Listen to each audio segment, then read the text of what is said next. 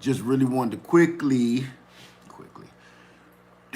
do a video. I did one a long time ago, and I'm trying to do another one. How I store my sugar cane. It's short, simple, and sweet. It's nothing complicated to it.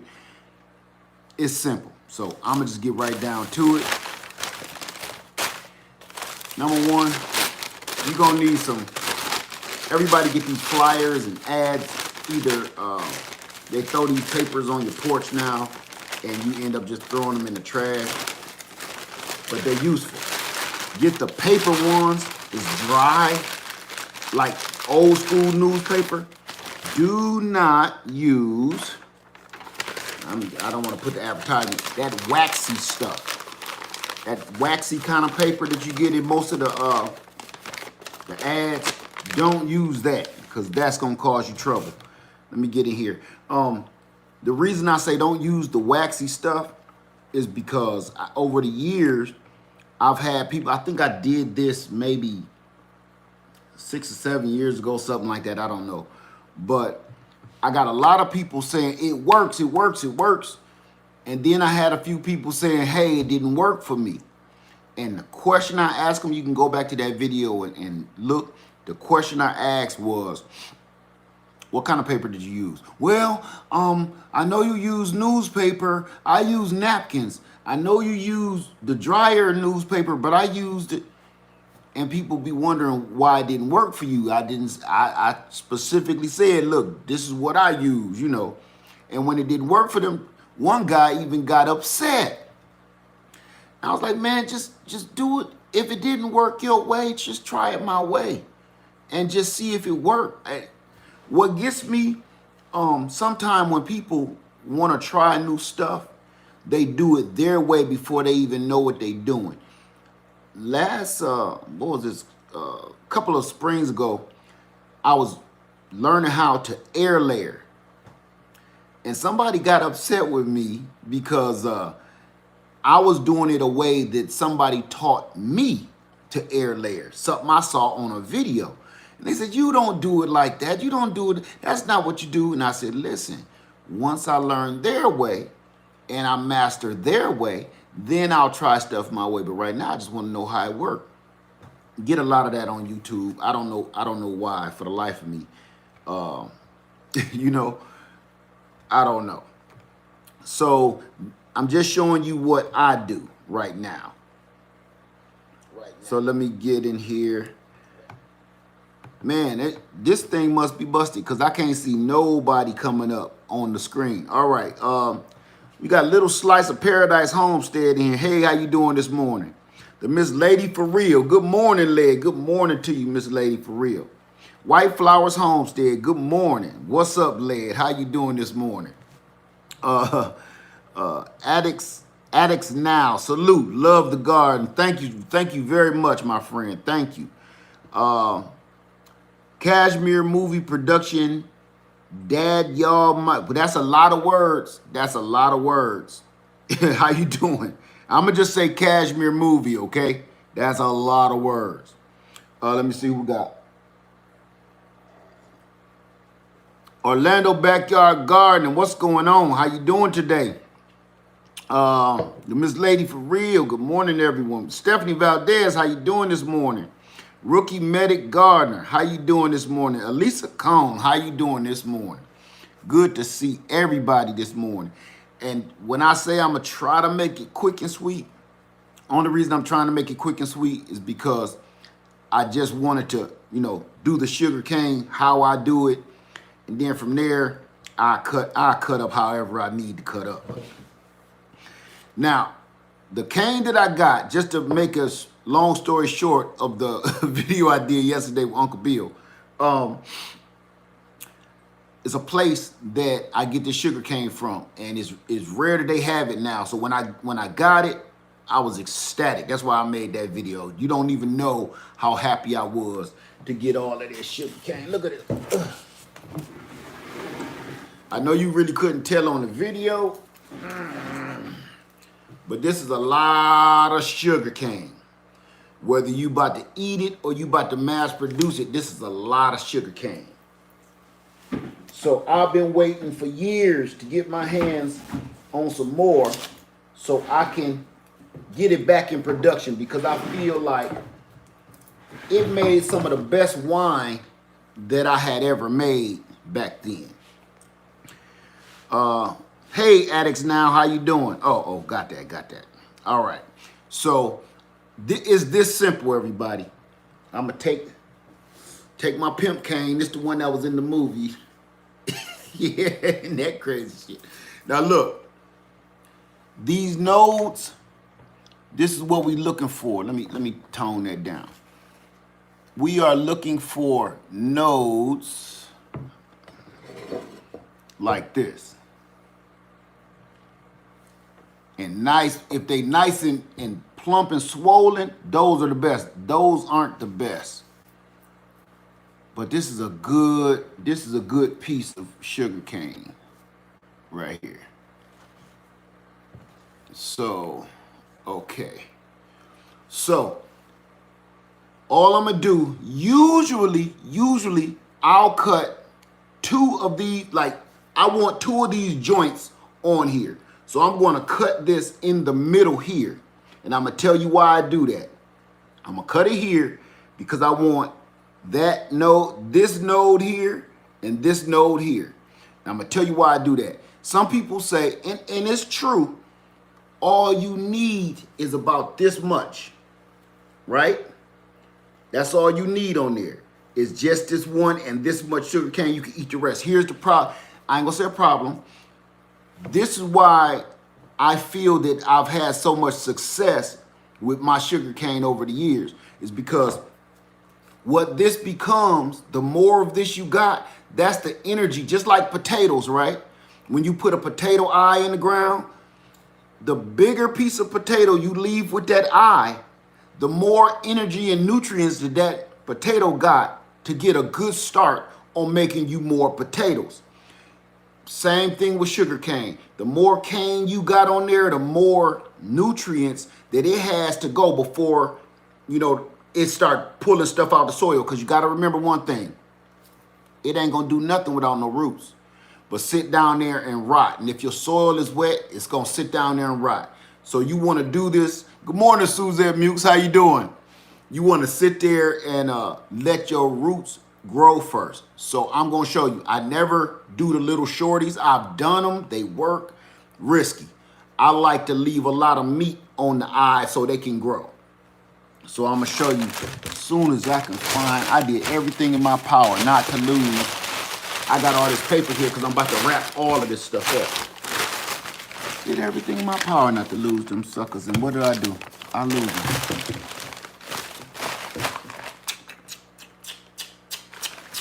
Hold on. Oh, I never even brought them over here. Okay. All right. So, let me see who in the house. Okay, Rookie Medics. Hey, everyone. How you doing, Rookie Medic? Elisa Cone, White Flowers Homestead, Addicts Now. So Addicts Now, the purple cane is very sweet. Yes, it is. This is really, really sweet, but doesn't produce enough sugar for milling. They use the yellow cane for that.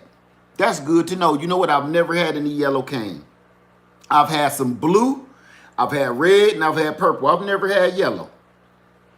So if that produces, thank you for that information. Matter of fact, I'm gonna write that down somewhere, because the more sugar I can get out of them, the better wine I can make. That's the only thing I can think. The better wine I can make out of it. So, GT Junior, how you doing this morning? From Alaska, good God. Good morning. J3GS Farms, I'm getting better at saying your name. Good morning, how you doing? Good morning, Duke Sage. How you doing this morning, my friend? So I'm gonna get right into it so we can, so I don't wanna make this video too long, because I got all kind of stuff going on today. So, number one, remember, the dry newspaper ads like the real newspaper. Good morning, Seed to Soil Farm. Good morning, how you doing? Miss Lady for Real says, we have lots of sugarcane farmers in Louisiana and it's all yellow. That makes sense. So what he's saying is making perfect sense then. Okay, so this is what I do real quick. I'm gonna take those, I'm gonna leave a lot of long ones and I'm not gonna really show that because I'm gonna put those, wrap those in a lot of paper and put those in garbage bags because I want a long row because I'm gonna put it out there in the garden this spring. So this is all I'm gonna do. I'm gonna count 2 nodes on this one. I want 2 nodes and I'm gonna hit it right in the half of this one and this one right here. That's where I'm gonna pop him right there.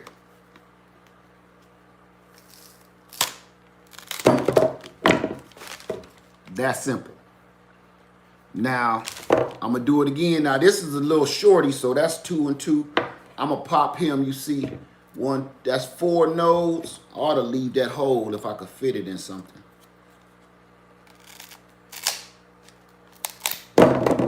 Y'all can't see it, but juice is popping everywhere. Okay, so y'all know how much these cost online. Now, over the years, the only reason, somebody said, do you still grow sugarcane?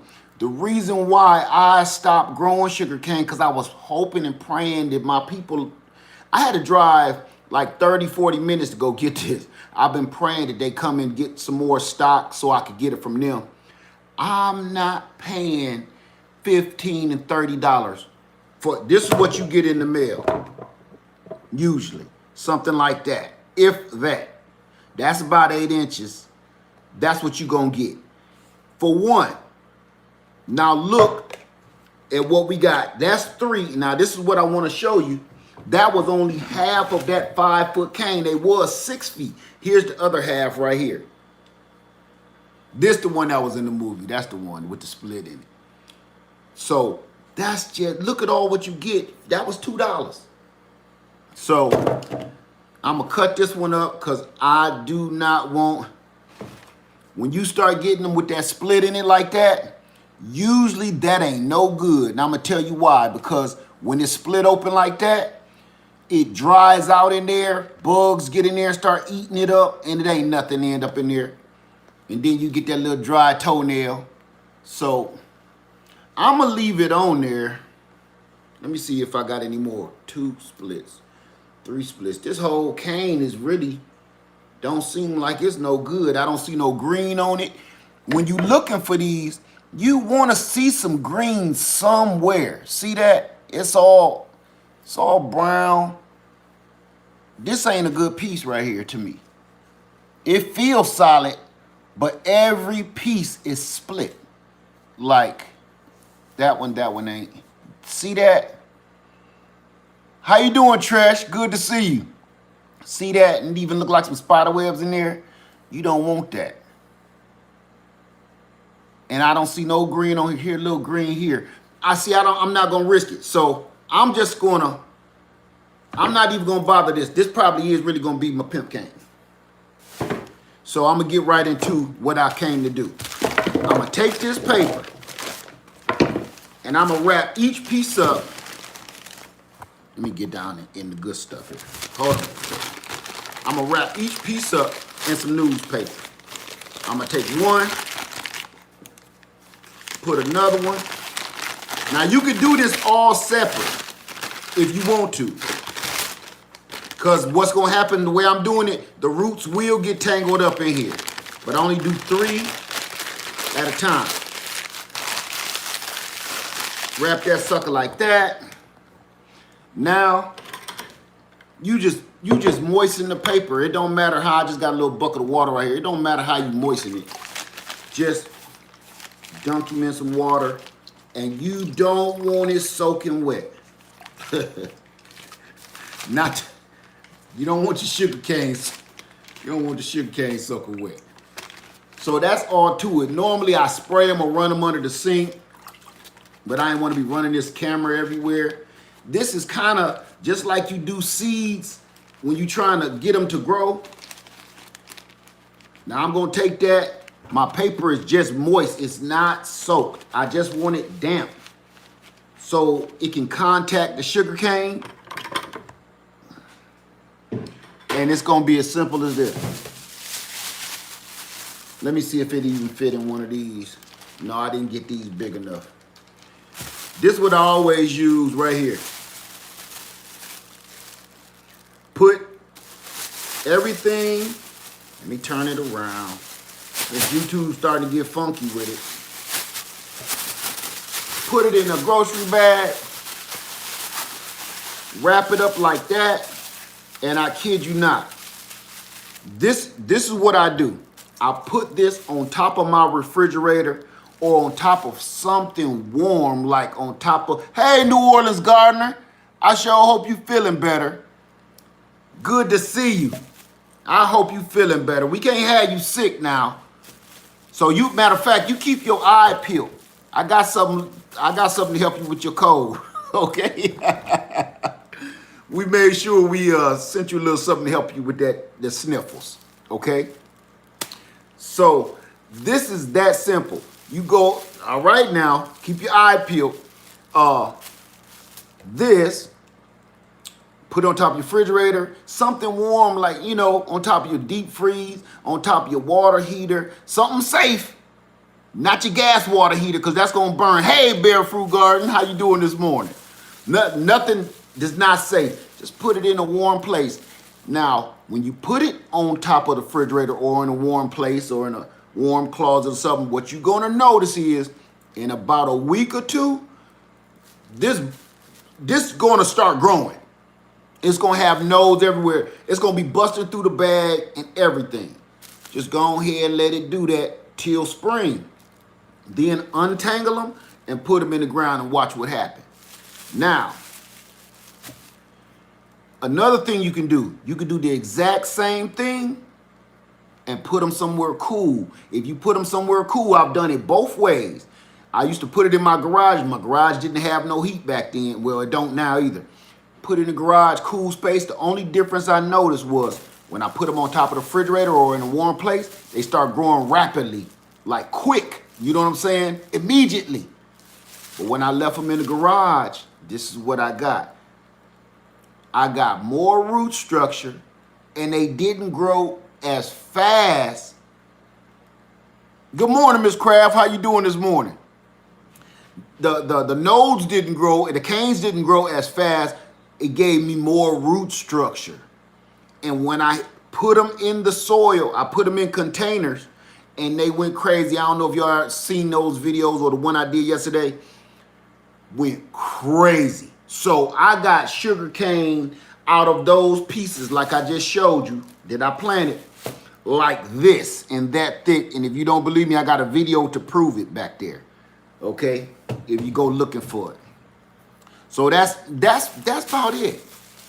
That's all I had. I'm just going to sit here and do this all morning and get these ready because I can't wait to get them planted. I watched Miss New Orleans Garden, Lady Linda, Lady 511. I watched her harvest hers. I watched Miss Lady Cheryl, Organic Food Force, harvest hers. I said, you know what, I got to figure something out. I got to get my sugarcane gang popping back up. So there you go. And you know what? I just seen somebody. Did I see? Claudia, what's up, brother? Claudia sent me some sugar cane, and I put that in that video. Good to see you, my brother. Happy holidays. I put that in the end of that video because he sent me a bunch of pieces like this, and some of them didn't work out, but a couple of them did, and that's what happened to them. So I've already wrapped those up and ready to get those popping. So that right there, you can't beat no sugar cane. And when it comes to making wine, for some reason, I guess because it's so natural, that sweetness, you don't take that much of the sugar cane juice to sweeten your wine up. It just works. That's all to it. Let me see. Oh, how happy gardener. How you doing this morning? Good to see you this morning, my friend. Miss Craft in the house. Good to see you. Let me see.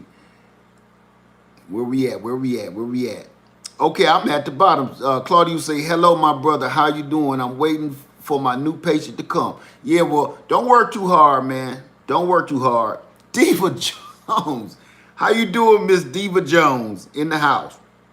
Said, Leah, what you doing with that sugar cane? Caning people. Well, hey, if it asks for it, it could be a deadly weapon, a delicious deadly weapon. Tress said, Lead, how much does a tall sugar cane go for? Like I was saying, the pieces that I showed you, now I'm gonna cut another piece of this cockeyed cane because it ain't no good no way. A piece like this, 8 inches. Nah, I ain't gonna do that because that might work. An 8-inch piece. An 8-inch piece like this, about as long as your hand to your wrist. Well, probably not your hand to wrist, but that's like $15. I was looking online, I was thinking something was wrong, and nowhere I could find, right, Diva, right. Nowhere I could find no, Miss Crab had a sip or two. Nope, I ain't had, have you had a sip? I ain't had one. I'm still on my coffee this morning. Do you need more sugar cane? Claudia, bruh, I appreciate it, but right now I got tons of it, tons. And it ain't cost me nothing but like $12 for all of this. So I appreciate it, bro. I really do. Tress says, yeah, $15, somewhere around there. Don't quote me, okay? But I'm telling you like this. I'm not paying any of that or anywhere close to that for this. No, because what you also get, remember I just got through telling you, you might get a bum piece like this with a cut in it. Years ago, I got some off of eBay, and you will get some. They don't care. They're just cutting it and shipping it to you, and you will get that, and it might not work. So to me, no. I'd rather get it from somebody I know or a reputable dealer, but just buying it from any old schmo, forget about it. Diva Jones said, Led, I need to see that whole mug. We don't have time to show you my whole mug collection. I said lug collection. Mug collection. I'm going to be honest with you. Y'all already see I ain't right in the head. I collect some strange shit. You know what I'm saying? I collect some strange stuff. I do. And I do it for certain reasons. Everything got a reason. You know what I'm saying? Miss Craft says she want to see the whole mug. Oh, no. No, awesome mug. That's what that was. I collect. Hey, Bull, what's up, bruh? Man, oh, man, you keep your eyes peeled. You keep your eyes peeled, Bull. I collect some strange stuff, and I got my purposes and I got my reasons for it. And you know, stuff I collect is harmless, but it's one of my things. It's put it like this. Some people need to go to therapy and lay on somebody's couch and tell about their problems. I ain't gonna say I don't, maybe I do, but I do certain things in my life that soothes me. Gardening is one of those. And 2, collectibles. I collect a lot of stuff. I collect some stuff, man, you know, that keep my mind cool and keep me from whipping somebody's ass half the time. So it works. One of them is mugs. I am fixated on the craziest mugs that I can find. I've been doing it for a couple years now, and I wasn't using them. And then these videos, I end up using one. I can't remember which one it was. Somebody said, what the heck? Hey, Fundy Fee, how you doing this morning? And somebody said, what the heck? And I never thought about it. And I was like, maybe people kind of want to see them. You know, every blue moon I drink out of them. Hey, Mary Green, how you doing this morning? Let me see. Claudia say, man, I cut stuff from time to time, bruh. Diva Jones, White Flowers Homestead, steal it, stole it from somebody else or your. Now, see, I hope this is about mugs, because that's kind of where it started. You know what I'm saying? And I still got a couple of the first ones, which is this.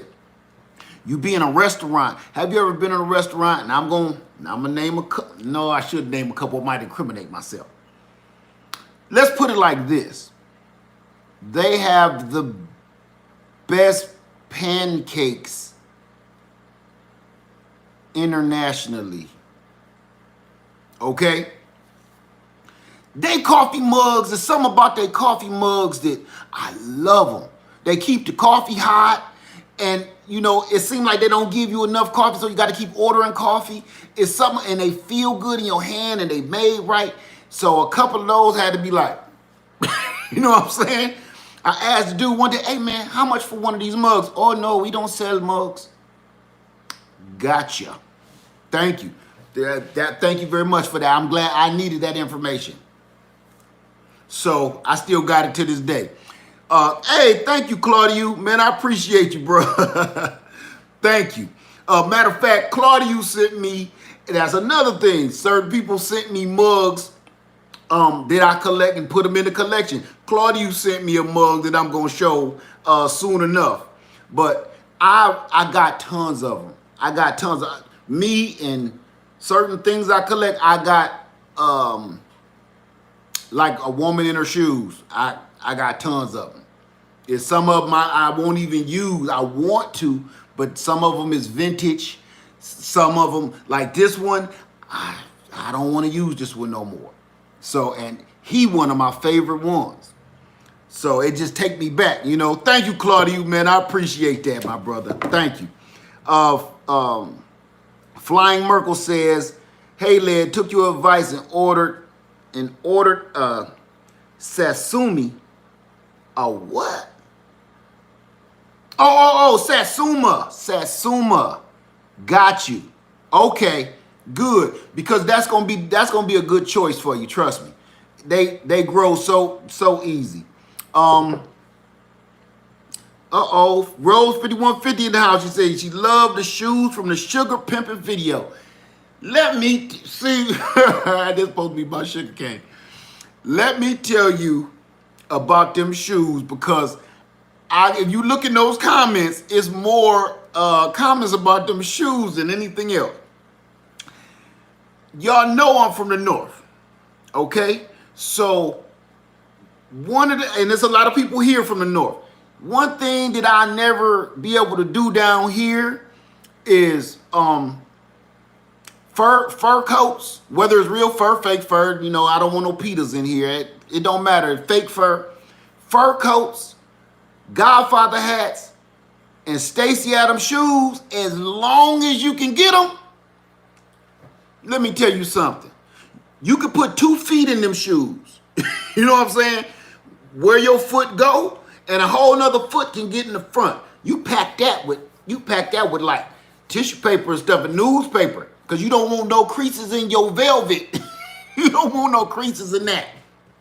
So that's how we did it up there. And everybody from the north, if you ever been to the north, you know how we do. I'm from Toledo, Ohio. That's right next to Detroit, Michigan. That's right next to Chicago, Illinois. I don't have to tell y'all nothing else about our style and how we did stuff. So after all these years, I still got all of them shoes, and ain't nothing I can do with them down here in the South. Ain't nothing I can do with my leather trench coats, my fur trench coat. Ain't nothing I can do with them down here, but I still got them. But that was some pimp style stuff. If I showed y'all some old pictures of me, you'd be like, oh my God. He's somebody daddy? He's somebody husband? Yeah, I keep them under wraps, because even my kids every now and then stumble on them pictures like, Dad, shh, boy, put that away. You don't need to, you put that away.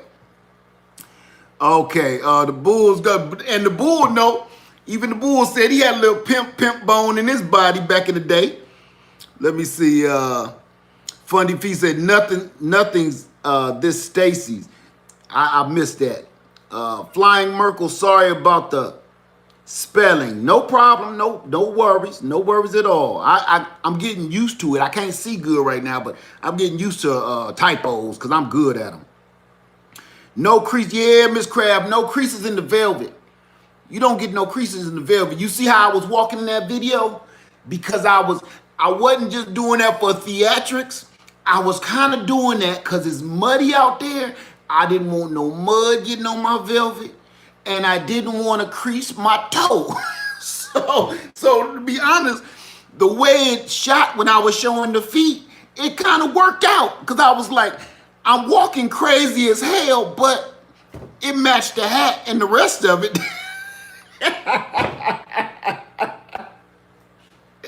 So, you know, if it can make Lady Lead laugh, because she look at me like, she do not think stuff be funny.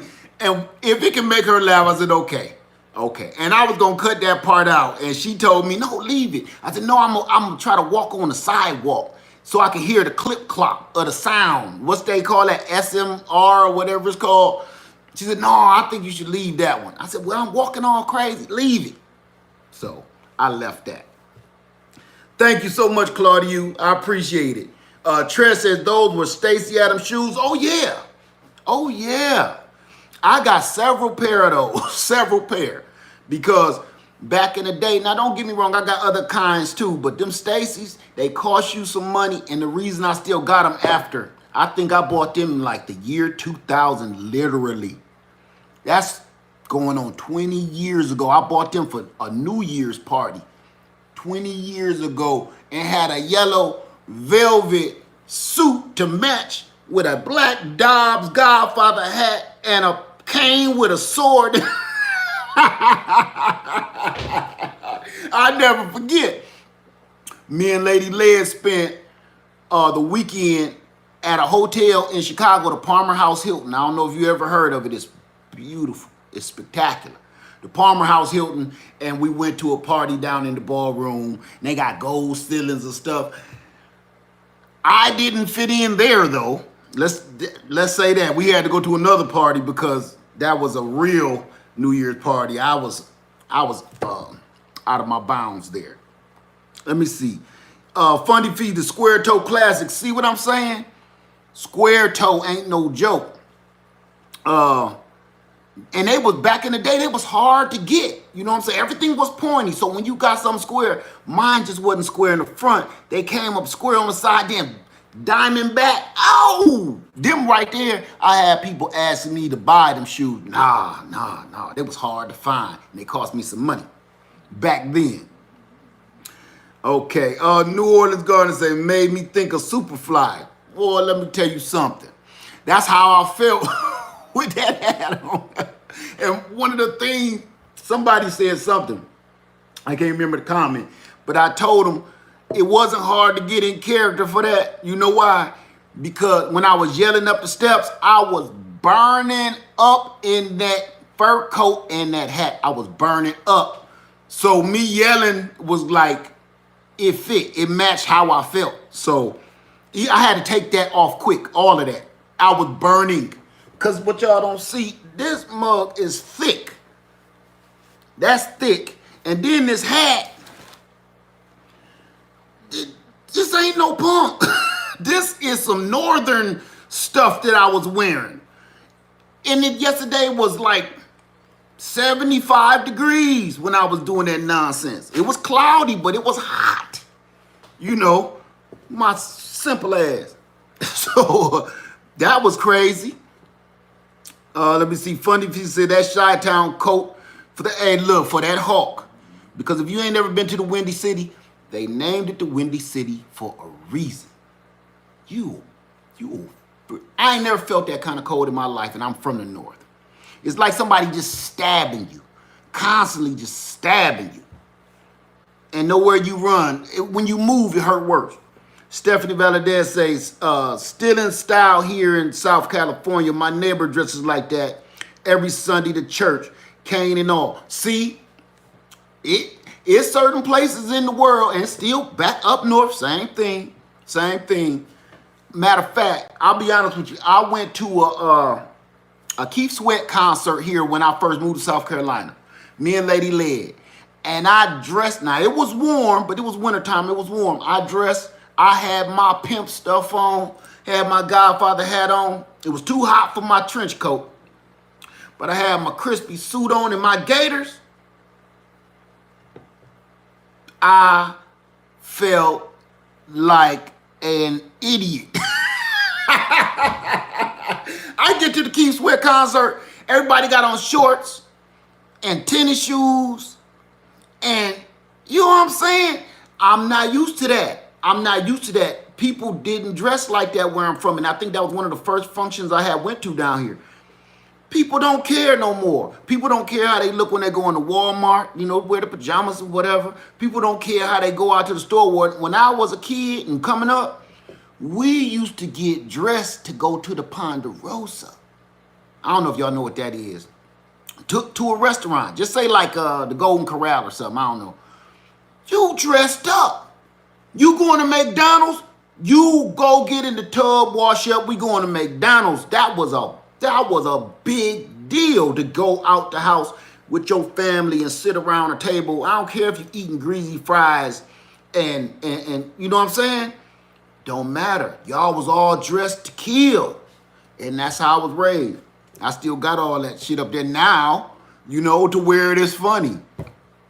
Let me see. Tress said, Led, you were sweating at that Keith Sweat concert. You know what? I don't know if I was sweating because I was hot or I was sweating from embarrassment. You know what I'm saying? I even took the hat off. I took my Godfather hat off and I was kind of like, you know, kind of put him under the chair. Because I seen a couple people looking like, you know, you hear a whisper like, oh yeah, he definitely ain't from here, shouty.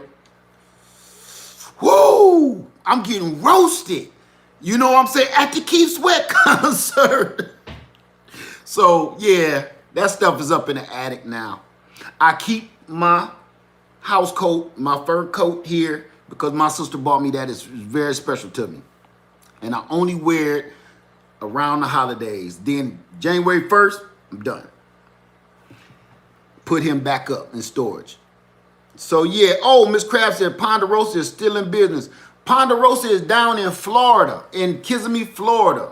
Trust me, I know because it's right by my hotel room. Let me see. Hey, Ty Lily, how you doing? Good morning to you. Yeah, bull, man, they was roasting me like a ham, son. They was roasting me. When you can hear the roast, when you can hear them, oh, I'm gonna tell you what it was like. It was like remember, I'm gonna get you, sucker.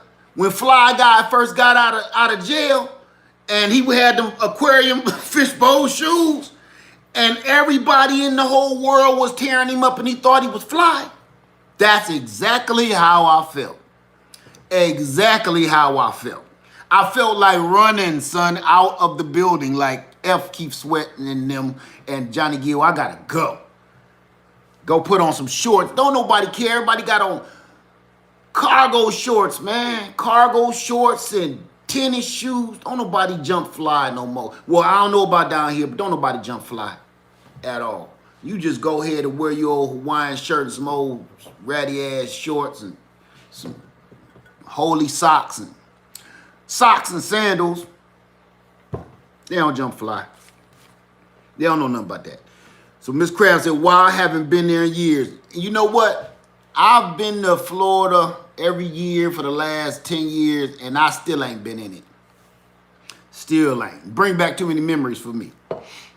Good memories that I don't want to relive. Let me see. Cashmere Movie say, your lemon plants, very nice. I watch your videos and very nice your videos. Thank you very much, Cashmere Movie. Thank you. But you know something? I couldn't have did any of that without all the people here in this room today. And then there's some people that ain't in the room. All of them help me. We all help each other here. So some of this stuff, I got to share the credit on some of this stuff, man. But thank you very much. Tress said, Led, you were, got that one. Funny V said Ponderosa, good Lord. You the Ponderosa. Get dressed for the Ponderosa. Okay, 20 degrees here in northern Illinois football weather. Okay, Flying Merkel, so you know what I'm talking about that Chicago weather and how we dress.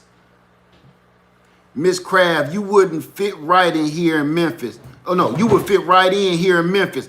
The Memphis players too, right? I've seen them. The only thing is, don't it be hot in Memphis? No, I'm tripping. I'm thinking Texas. Memphis is Tennessee. They get some cold weather. Hell yeah, I fit right in. They close to Chicago anyway. They close to Illinois anyway. No, Kentucky. I'm thinking of Kentucky. Them Kentucky ballers like that too, though. Claudius said, hope you feel better, New Orleans Gardner. We all hope you feel better. So, yeah.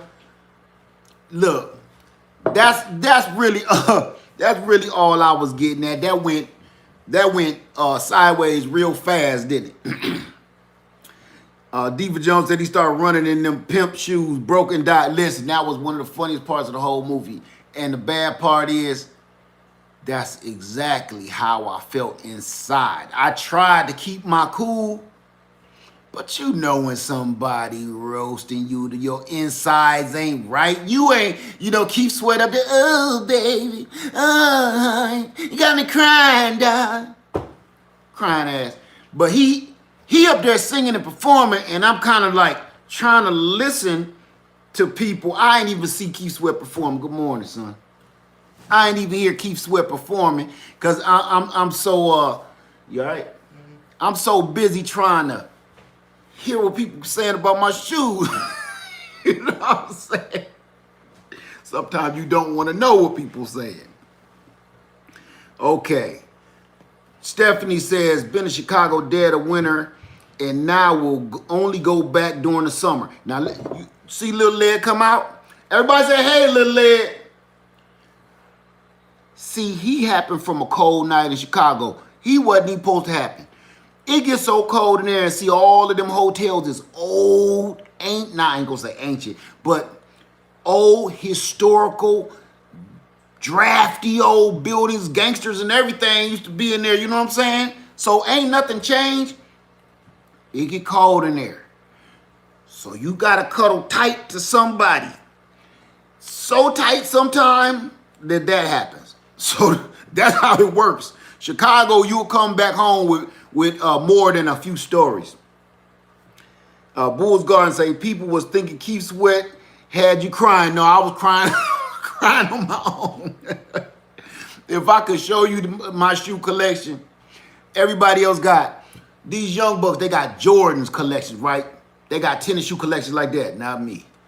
All mine is roach killers, killing me softly. It's all of them. Claudius says, Led, how often do I water my citrus trees in the winter? They're in the ground in Victorville, California. It just depends on how much rain you get. And I can't speak on your climate because your climate is 100 times different than mine.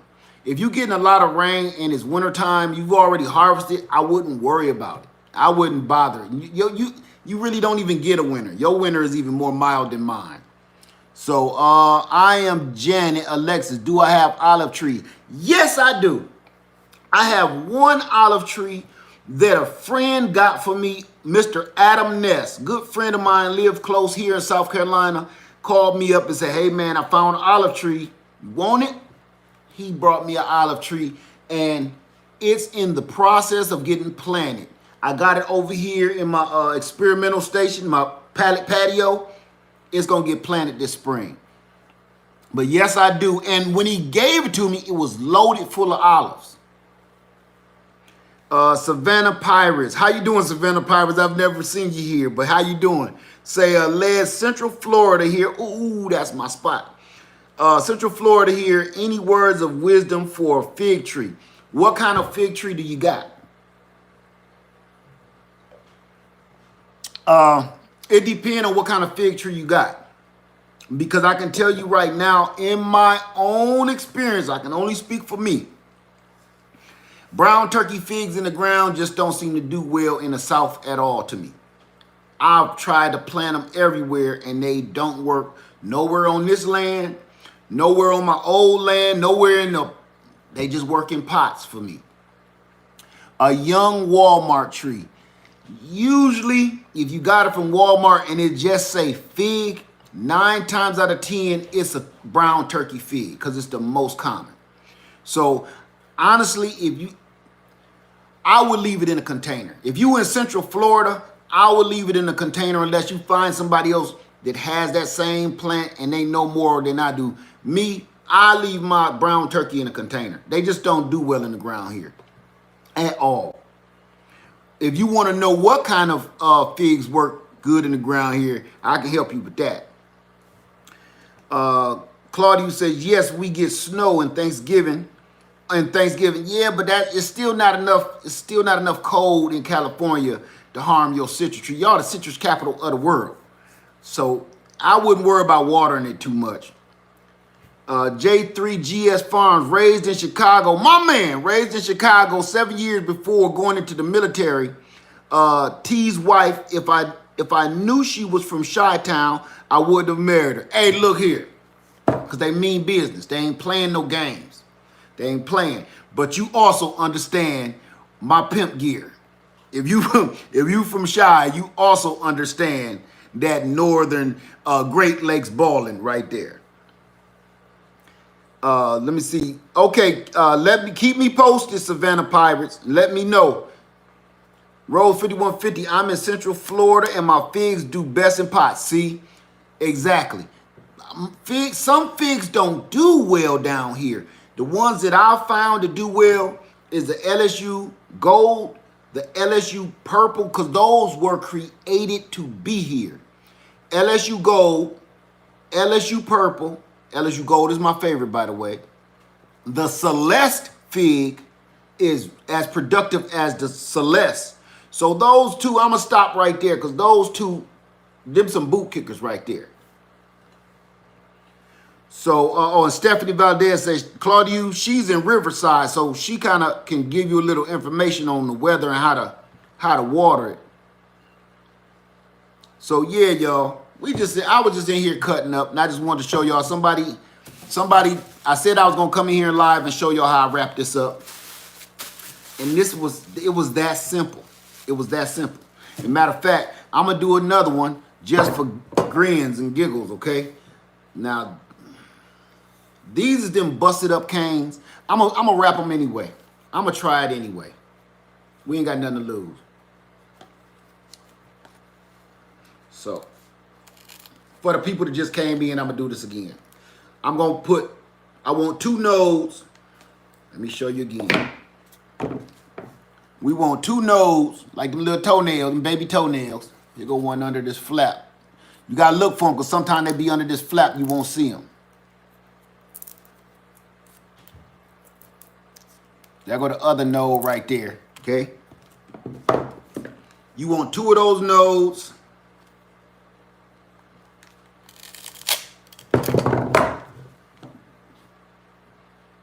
That look good on the inside. I'm going to give it a shot. See that? That don't look bad at all on the inside. It just got this split. We're going to try it. And see, this little toenail kind of swollen. He might be okay. So I'm going to give it a shot. So I'm going to take these pieces. Even that one. What the hell? Get the dry newspaper, not that glossy paper. Not that glossy crap. Because you will get mold. If you use the glossy ad sheets, like, y'all know what the glossy sheets look like. If you use that mess, you're going to get mold. Then you're going to be saying, Lad, that didn't work. Don't be like that one guy. So I'm going to take this. I'm going to wrap that up around there. I'm going to take the next one. Wrap that up once. Take that third one. Put them in like a little triangle. We'll see how those work out. I'm going to mark this one so we'll see if that split actually get funky or not. I don't have hope for it, but you just never know. Now, this is just water, plain old sink water, and just damp the paper down just like you're trying to get some seeds to grow. It's that simple.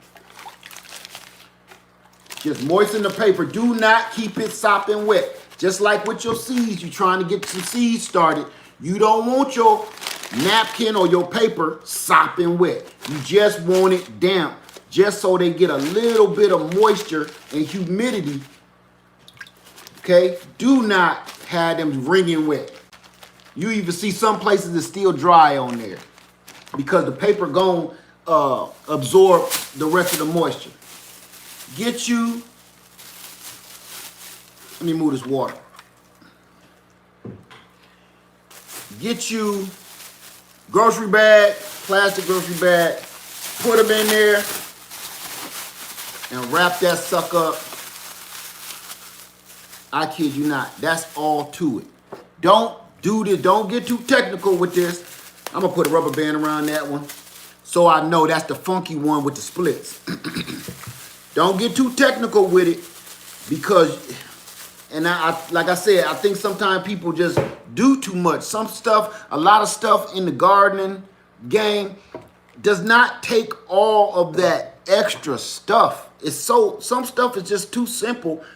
And I think when people see this is that simple, they feel it can't be that simple.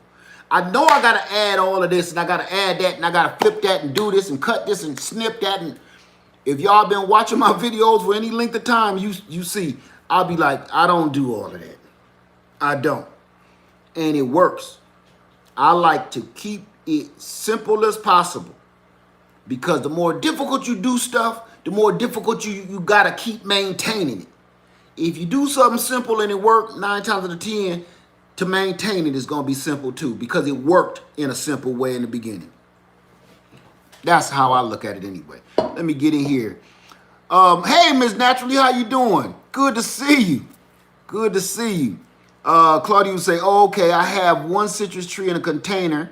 If you want it, it's yours free. Let me know, Stephanie. Hey, Led, love you, bro. Thank you, 52 Sage. Well, hey, guava to you, 52 Sage. I ain't never seen you in the house. Good to see you. Stephanie said, Claudia, what type is it?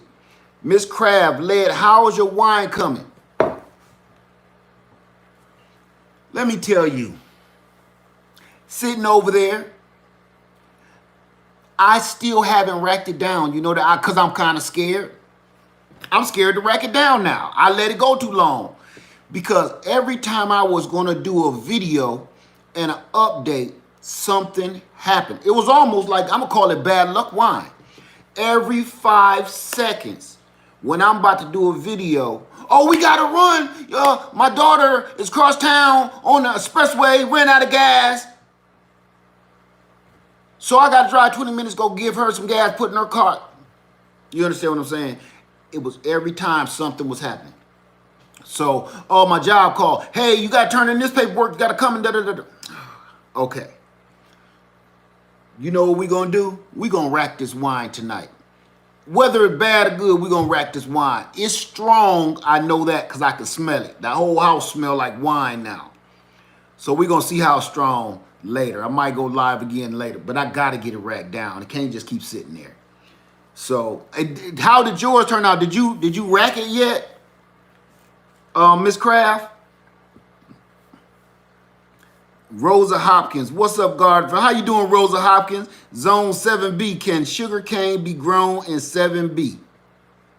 I'm gonna say yes. I'm gonna say yes. I don't know, but it don't take much to grow sugarcane. It just need a little bit of heat. It's like growing bamboo. If you can grow bamboo in where you at, 7B, I say you can grow sugarcane. Thank you, Miss Naturally New Orleans. I appreciate you. Thank you so much. Guava to you, my friend. Say guava, Mr. Potato Head. Guava. Thank you. Thank you for your donation. I really appreciate that. I really do. Yeah, she got the coffee cup symbol on there too. I wish I could show everybody. Miss Crab says, yes, got both the strawberry and the Melba in carboys. How are they turning out so far? Did you Did you stop them yet? Did you stop them from cooking yet? Okay, thank you so much, Miss Natural New Orleans. Okay, you stopped them from cooking. Use potassium sorbate? Because mine is literally still cooking, which is rare. Wow. Okay. Okay. So it's time for me to look. I'm the one say, hey, let's make some wine. It's time for me to kick my heels up, right? It's time for me to hit the gas. So, hey, look. Let me see. Rosa Hopkins, how long does sugarcane take to sprout? You mean from these pieces I'm showing you until it's a big long cane? I'ma say one season here where I'm at. I'm in zone 8A. So it takes from spring to fall, and you literally will get a 6-foot cane like this and this thick. So it take about as long as anything else, but you know.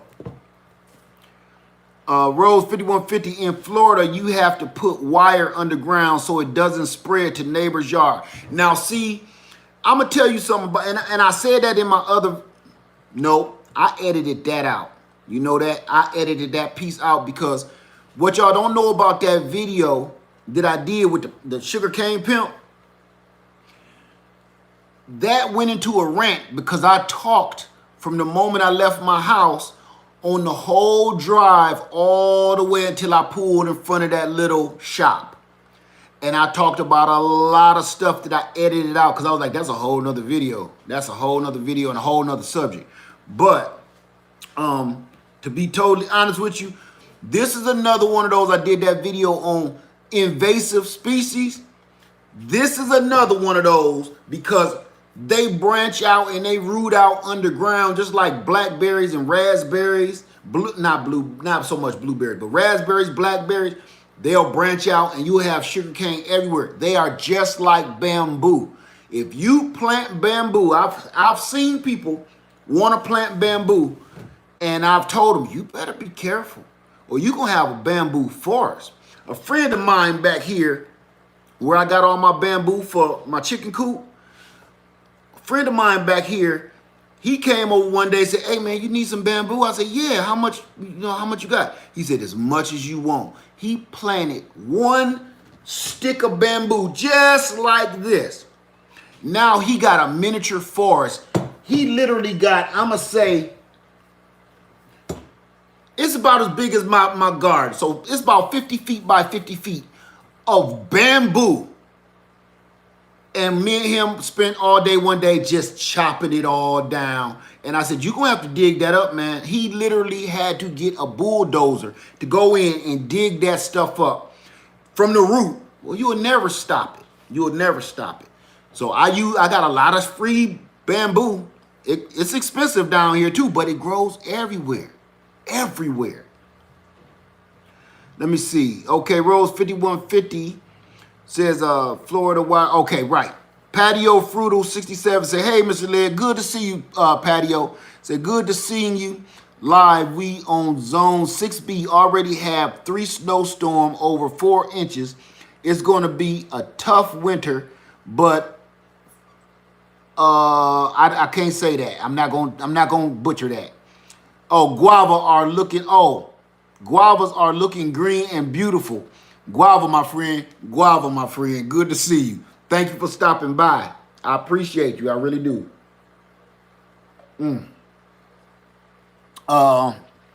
Will growing cane, let me see. Will growing cane in a tote keep in check? Thank you for saying that. If you looked at that video I just did, the sugarcane pimp, that is my sugarcane in those Rubbermaid containers. That's what I was growing them in. I had some in the ground, which I left at my old homestead. And I put some in a container. One of them was by mistake. You saw I had 2. One of them I did by mistake. And all I did was I got, believe it or not, ran out of bags and paper. And I just had some cocoa coir and peat moss. And I cut all them pieces and put them in a container to try to store them. And I went out there and they started growing and I left them out there. That was an accident, a wonderful accident of growing sugarcane in a container. Then I did it on purpose because I said, damn, it's growing so good. I'm going to do the rest like that. And that's how that worked. So in a container, put you about a foot of soil down there. And I think I placed in there maybe two pieces. And this is what I want to show you. It don't take much. And like I said in this other video, I'm going to take some off of this sucker here. Just because you got one node, man, 3 or 4 or 5 different canes will shoot out of this. So it don't take a whole bunch of these. Don't put 5 and 6 and 7 of these in a container. You gonna have a mess. Or they won't grow because the root, you know, ain't no room for the roots. All you need is about 2 in a Rubbermaid container. 2 of them. Let me finish peeling that off. That Tim didn't. Y'all should have seen Tim. I think Tim was drunk. You know what? In that video when I kept saying, come on, Tim. What I didn't show and I edited out, the lady come out, little sweet lady come out cussing Tim out. Because Tim was moving like this, like he was off some pills. I'm like, man, is you okay? Mm-hmm. Tim was messing up. And y'all seen Tim? I'm holding. I said, okay, I got it. Tim wouldn't let go. All of that stuff that I put in the words was kind of what I was saying for real. Man, let go. I got it. Okay. Yeah, Tim was loaded. But I'm peeling back all the stuff that he left on there. Them nodes, that's all you need is about 2 or 3 nodes, and put that in a Rubbermaid bucket with about a foot of soil or more if you want. Man, it's going to go crazy. Don't plant them deep. Only plant them, well, I planted mine at the time maybe 4 inches deep. Boom, they went crazy in that container. Go back and look at that video where I show me growing them in them 2 gray Rubbermaid buckets. It's unbelievable even to me now, because honestly, it was truly a mistake at the time. I didn't do that, you know, because I knew what I was doing. Let me see. Ty Lady, excuse me. Leia, you were wrong for the Sugarcane Pimp video. You was wrong for the Sugarcane Pimp video. I almost ran up on the curb laughing. Then when the cane broke, I just let go of the steering. Just let go of the steering wheel. Don't be blaming me for that. Don't be crashing. Don't be watching and listening to my crazy videos while you're driving. You know I ain't right in the head half the time. Be careful. Be careful. Neutrino, how you doing? It's good to see you. Said bamboo is a great to build. Now, I'm going to say this. If you do have enough space, thank you, Neutrino, because that is great information. If you do have enough bamboo, enough space on your land or in your yard to grow the bamboo and control it, that's the best building tool in the world. You can build houses with bamboo. It's so much bamboo inside my chicken coop. I don't know if I took y'all in there a couple years ago. All they purchase is bamboo. Everything is bamboo inside because I had so much. Hell, I could have built a whole fence around the whole setup, to be honest with you. Okay, Red Wine 1277. I like your name, Red Wine. Where will I put the sugar cane wrapped in plastic? Hot or cold place? Either or. I like to put some of mine on top of the refrigerator if I can fit it up there. And the rest, leave it in a cool garage or something, nice, cool, dark place. It's gonna grow. You don't have to do nothing else. Don't go peeking on it. Don't go checking on it. Leave it alone. Because that's the problem with people do stuff like that. Keep on being nosy. I told y'all about my peekaboo cups. I do that because I'm nosy too. But this is one of those things I'm just leave it alone and it'll do fine by itself. So a warm place to put it, or a cold place, not cold, but cool.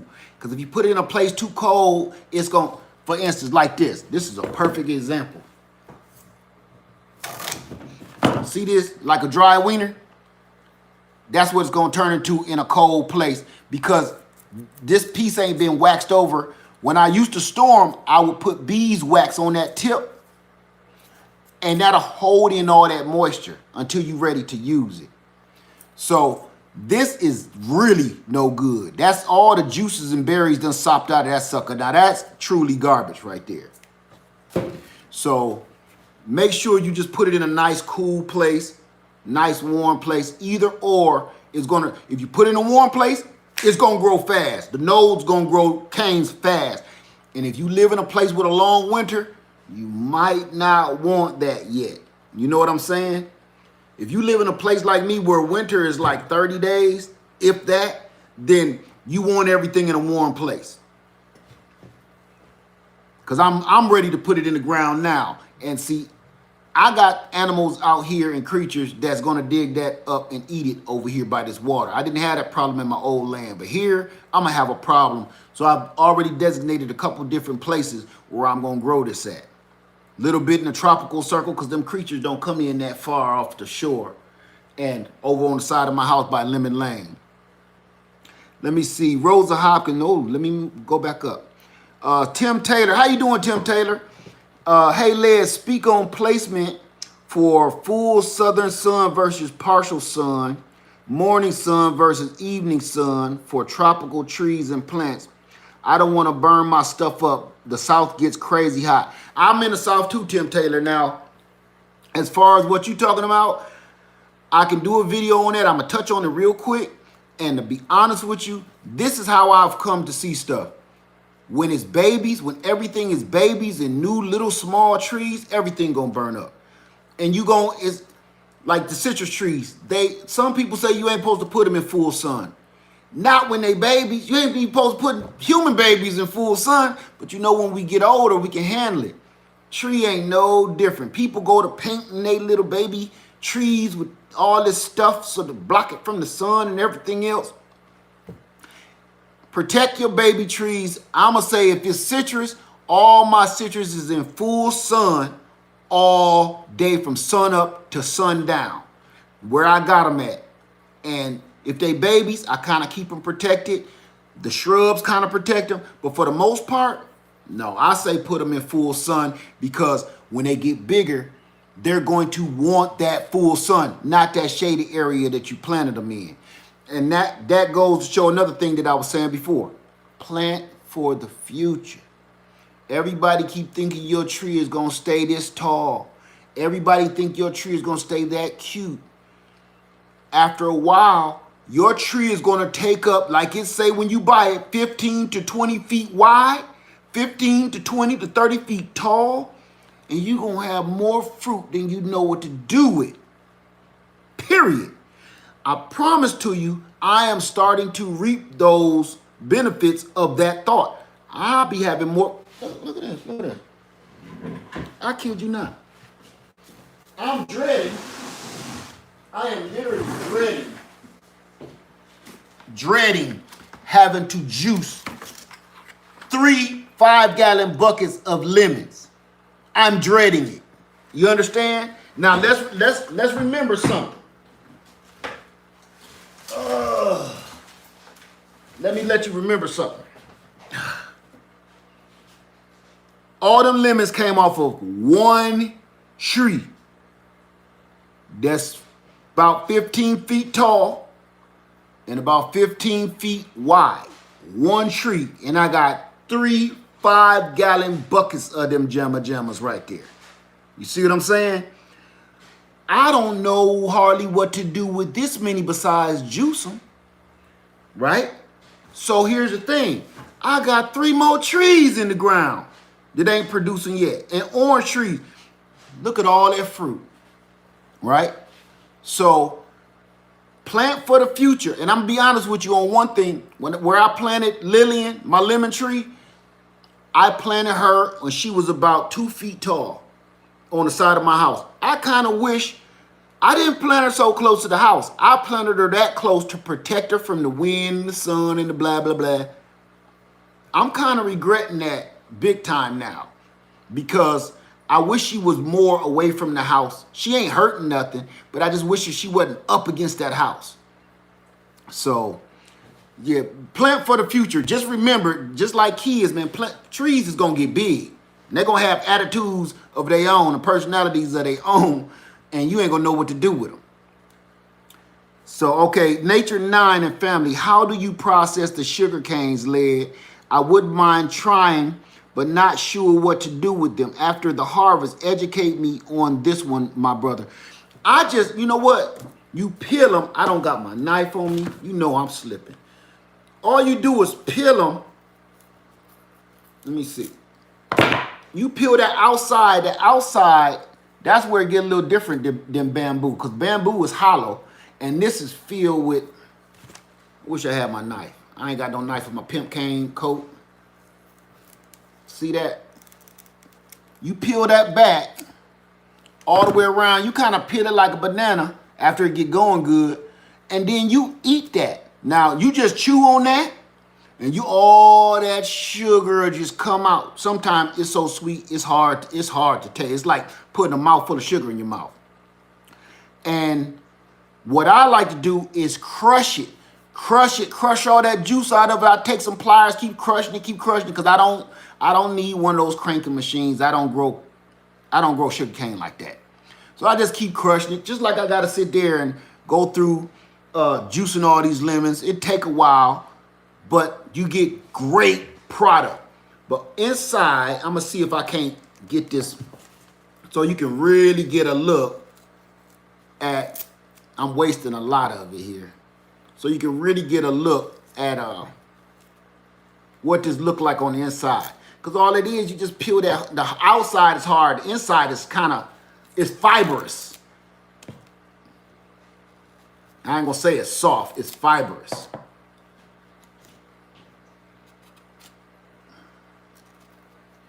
But it's something. Here's the thing about growing sugar cane to me. Now you see that? What you got there is a piece of candy. Literally. See all that juice come out? That kind of tastes like vanilla. See all that juice come out? I wish I had something I could squeeze it so you could actually see. So that is delicious. Maybe that ain't that's that burnt sausage. That's delicious. So that's how that works.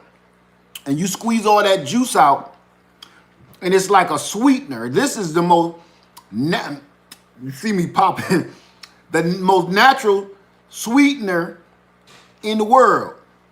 Cane sugar, beet sugar. This is where you, stevia, is one more too. Stevia, sugar cane, beet sugar, and it's one more I can't think of. It's like stevia, but you know what I'm saying. It don't get no better than that, because you know where your sweetener came from. It didn't get processed by no machine, no factory, no chemicals. You grew it out in your yard, and you can actually say it is raw and as sweet as honey. Not as sweet as honey, but you know what I'm saying. As natural as honey. So, let me see. Hello. Hey, NJ Cali Gardner. How you doing, my friend? Let me see. Ate a bunch of sugar cane in Asia. After dinner, we chew on it. It was great. And that's what you do. My mom even used to talk about sit around chewing on sugar cane. That was like candy back in the day. Wasn't no Snicker bars everywhere. You know what I'm saying? You just can't just go to the store and get a Mr. Good bar. Hey, go pick up a couple sticks of sugar cane. That was what it was. That's why folks weren't fat back then, you know. Let me see. E on the hike. How you doing, E on the hike? I never seen you here before. Good to see you in the house. Guava, my friend. Rosanna Hopkins, do you keep the sugar cane? Do you keep the sugar cane in the bag from spring to fall to sprout? Yes. You mean from fall to spring? I'm going to keep this in here from now all the way till I'm ready to plant it. Out after that last frost, it's going in containers. Some is going in containers. Some is going in the ground. So yes, I'm going to keep it. Here's the crazy part. I'm not saying my method is the neatest way, because it's not. Because the canes will literally be busting through this bag like a meteorite. And when it's time to get it open, you're going to have to take a little pair of scissors and cut this bag off, because it's going to be pieces coming all out this bag. Okay? And then once you finally get the bag open, you're going to see roots everywhere. Don't be gentle with them. Just rip them loose. Don't try to pull the newspaper off of them. Put it all in the ground or put it all in the container. It'll be just fine. Let me see. I am Janet Alexis. Cane juice is the best. Yes, it is. Yes, it is. Planning in a whirlwind. Do you just eat the cane or do you plan on processing it? Both. I'ma eat a little, plan a little. Now, what I said in the video that I edited out, the reason I don't have sugar cane anymore after all these years, I was getting high on my own supply. You know what I'm saying? Getting high on my own supply. This is really delicious. It almost tastes like bananas a little bit. Little vanilla. But anyway, getting high on my own supply. And what happens is I sold a lot of it because I was growing a lot of it. I sold a lot of it. And I kept myself about 3 canes, 3 good canes. And between family coming in from out of town, what you grew sugar cane? What, boy, you a city boy, what you doing growing farm stuff? Taste this, taste the honey. You know, I got everybody tasting everything, wine, honey, sugar cane, vegetable. They from up north, they ain't never had none of this stuff. So I was giving everybody some. I was eating some. Coming to mess around, I didn't have much left. And the stuff that I had left that planted it was kind of like this. That burnt sausage. And once it didn't take, I kind of just was like, I'll just wait on the people again. And I kept missing them every year. It's a short window of time that they be open with it. And once it's gone till next year, till next around Thanksgiving. So I've been missing them now for, about 6 years. And I'm just now, I kid you not, I was out there pruning my trees and boom, got the call. Wasn't even going to answer it. Got the call. They said they got sugar cane. I said, keep it all. How many you want? All of it. Hold it all. She said, are you sure? All of it. I'm on my way. Give me 30, 40 minutes. Let me tell you something. That lady thought I was crazy. She said, are you going to eat all of this cane? No. Oh, you going to plant it? Yeah. Because when I told her I'm buying it all, she said, oh, sweet baby Jesus. I don't know what she thought I was about to do with it. I don't know. But she was baffled. She said it don't move very well. But hell, I said, I'll buy it every time. Okay, let me see. Rose 51. Claudia Golden say, I put mine on top of the refrigerator. There you go. Red Wine 1277. Do you fertilize your sugar cane? Yeah, with chicken poop. Just with chicken poop. I mean, that's what I used to do. I haven't really grown it in a long time with all the stuff I do now with the banana water and stuff. I'm going to be trying a whole bunch of stuff because this banana water ain't no pump. I did a whole video on that banana water, a whole nother one, and I ain't released it yet because I was like, man, people think I'm nuts if I keep talking about this banana water and the effects that it's having on my garden. So that's why I didn't release it. I'm going to release it any damn way because I just want to get the word out. You don't got to like the video or nothing. Just please look and see the results. I'm going to release that today because this, to me, is that important. Okay, let me see. Rosanna Hopkins say, I bought a key lime tree from my favorite store, Lowe's. I brought it in the house. It has bugs in the soil. Suggestion. Those ain't nothing but soil gnats. It's really nothing you can do about it. Everybody gonna give you 1,000,001 different remedies to do for it, to it.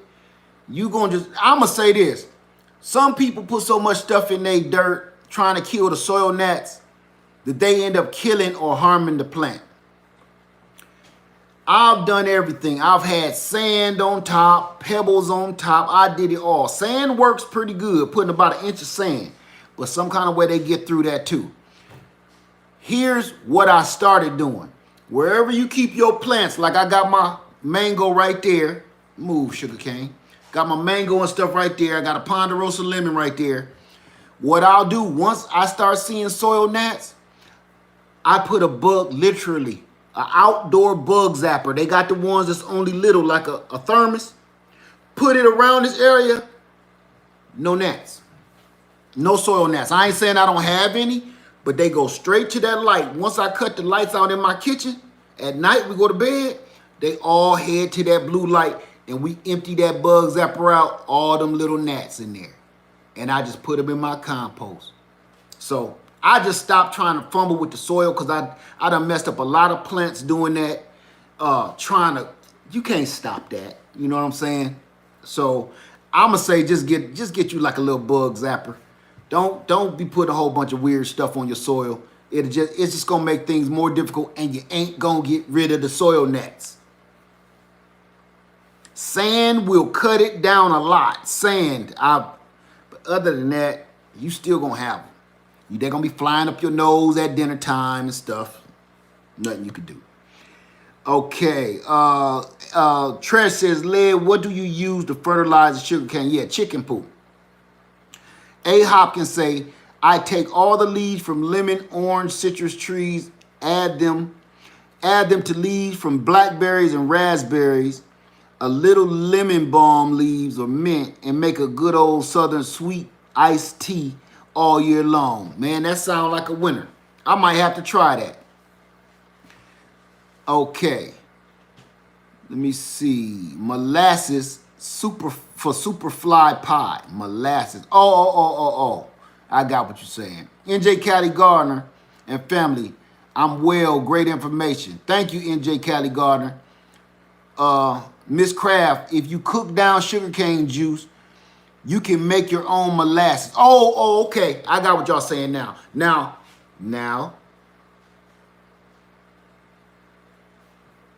I always have to stop, number one, because I be scared of how rules and laws work, number one. Number two, this new stuff they doing on YouTube, that kind of make me bite my tongue a little bit too. So, I'm going to say this. Sugar cane just ain't for sweetening stuff and eating stuff. Like I said before, use it to make wine. It will actually ferment on its own. You won't even have to put yeast in it. It'll ferment on its own and turn into wine on its own. From there, you got to ask yourself, how do they make some liquors? I'm going to put it in that format. So, you know what I'm saying? I don't incriminate myself. Liquor and wine, sugar cane, beet sugar. You know what I'm saying? I'm just going to leave it right there. But, oh, yeah. This is a commodity. This right here, this is, why do you think they grow so much all over the world? People take out stocks for sugarcane. Sugarcane ain't no joke. Sugarcane, this is one of those things you want to keep with you when you bugging out. Keep a couple sticks of sugarcane. And if you're going to plan on relocating somewhere, this is apocalypse talk, though. This is one of those staples you want to go plant on your land because it's so valuable in every way, form, and fashion. Just like bees and honey, sugarcane. It's like sugar. I can't say that. I was about to say sugarcane without the sting, but that's not true either.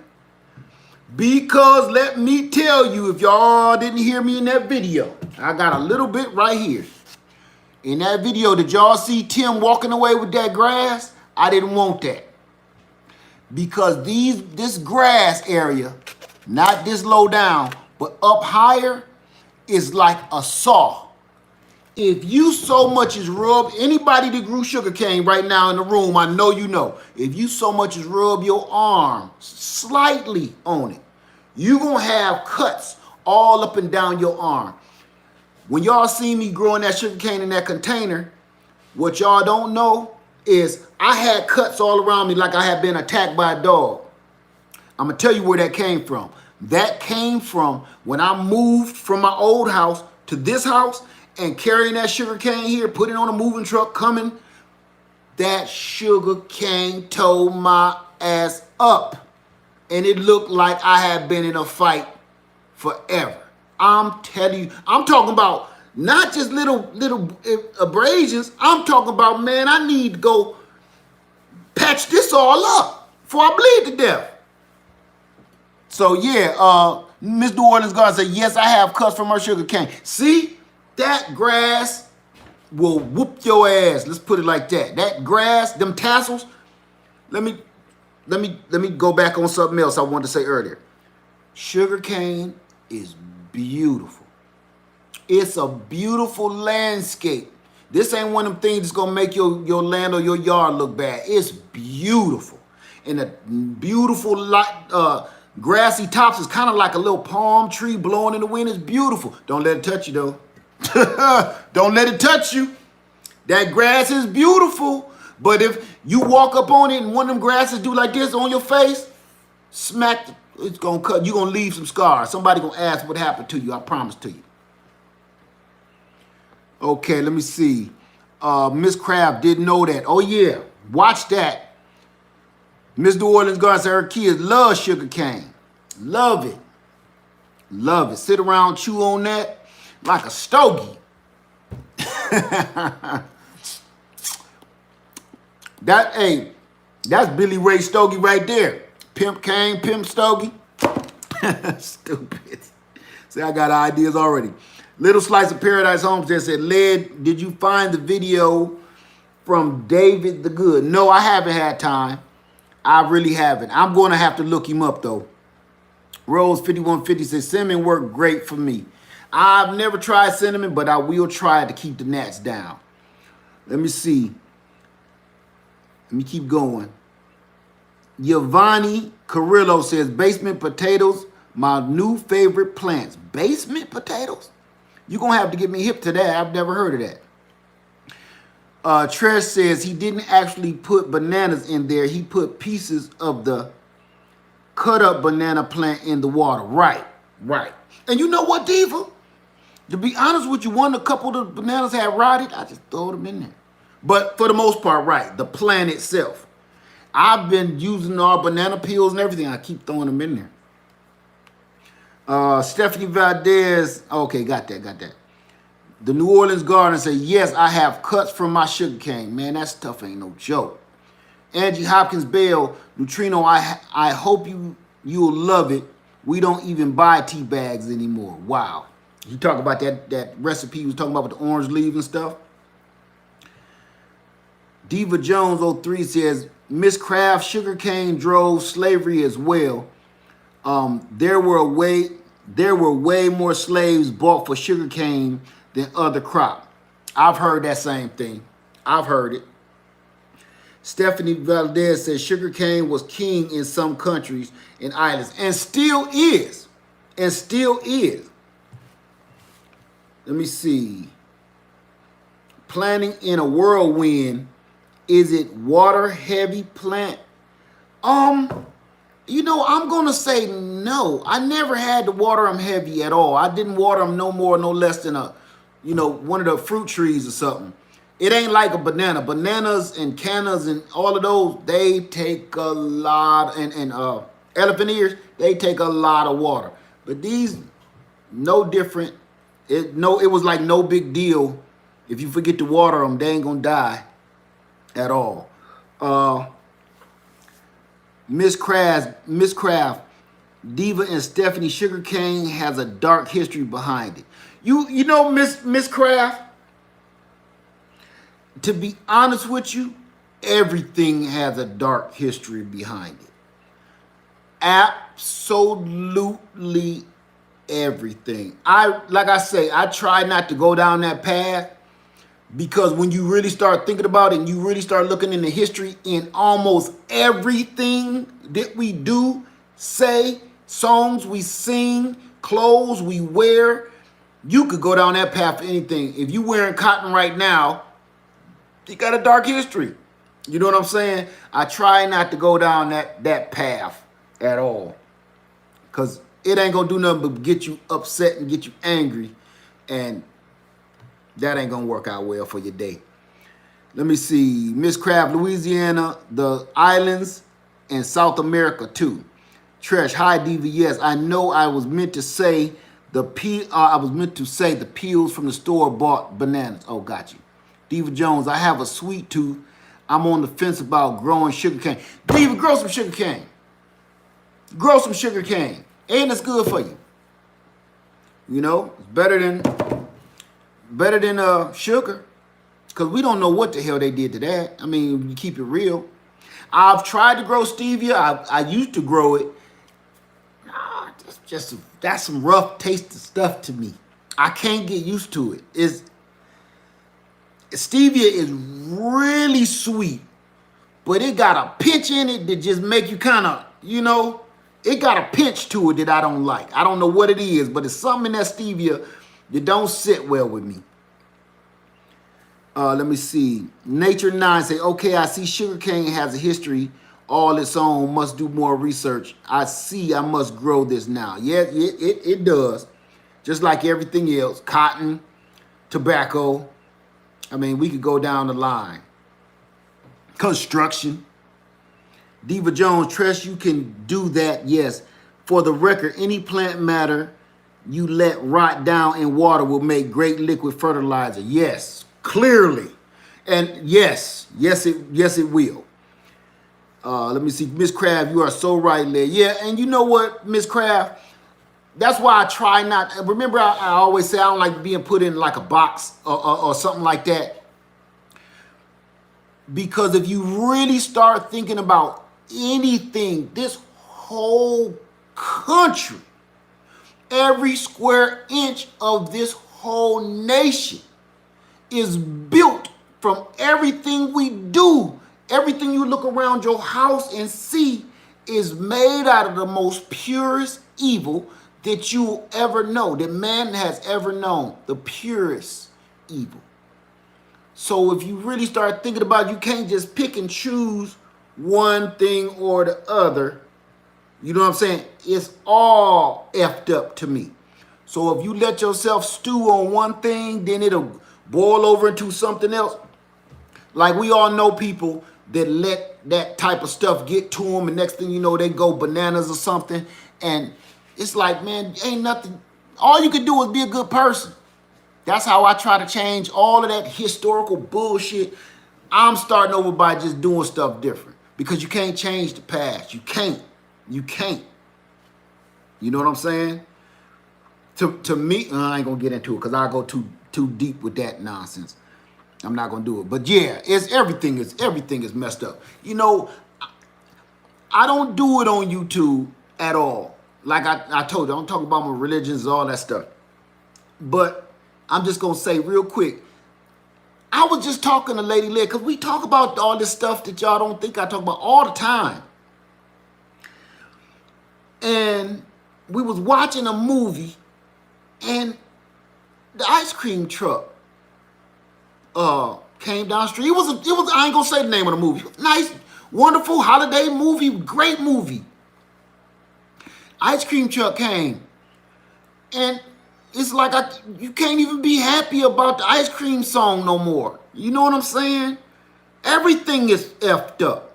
Everything, the most purest shit that we grew up with, to grow up to learn that it was made out of pure, uncut evil. You know, cartoons, nursery rhymes, some of Disney movies, all had to do with how horrible we was treated. So I'm going to leave that alone because I told you I go down the dark alley and I don't like going down there because I don't got my baseball bat. Tresh, you are more welcome. For the record, fermented plant juice is really the only thing I use to fertilize my garden. And Diva, your garden is banging on wax. Them tires is like Bloods and Crips. Angie Hopkins Bell, oh wow, I agree about stevia. It grows so easily too. Isn't that always the way? What I don't like grows easier. Exactly. You don't need to do nothing to stevia. Matter of fact, it seems like stevia will vine out of control. But I tried to force myself to like it. I can't. Lady Lead loves that crap. I can't do it. I can't do it. So, let me see. Red Wine 1277. Amen. You can't change the past. You cannot change the past.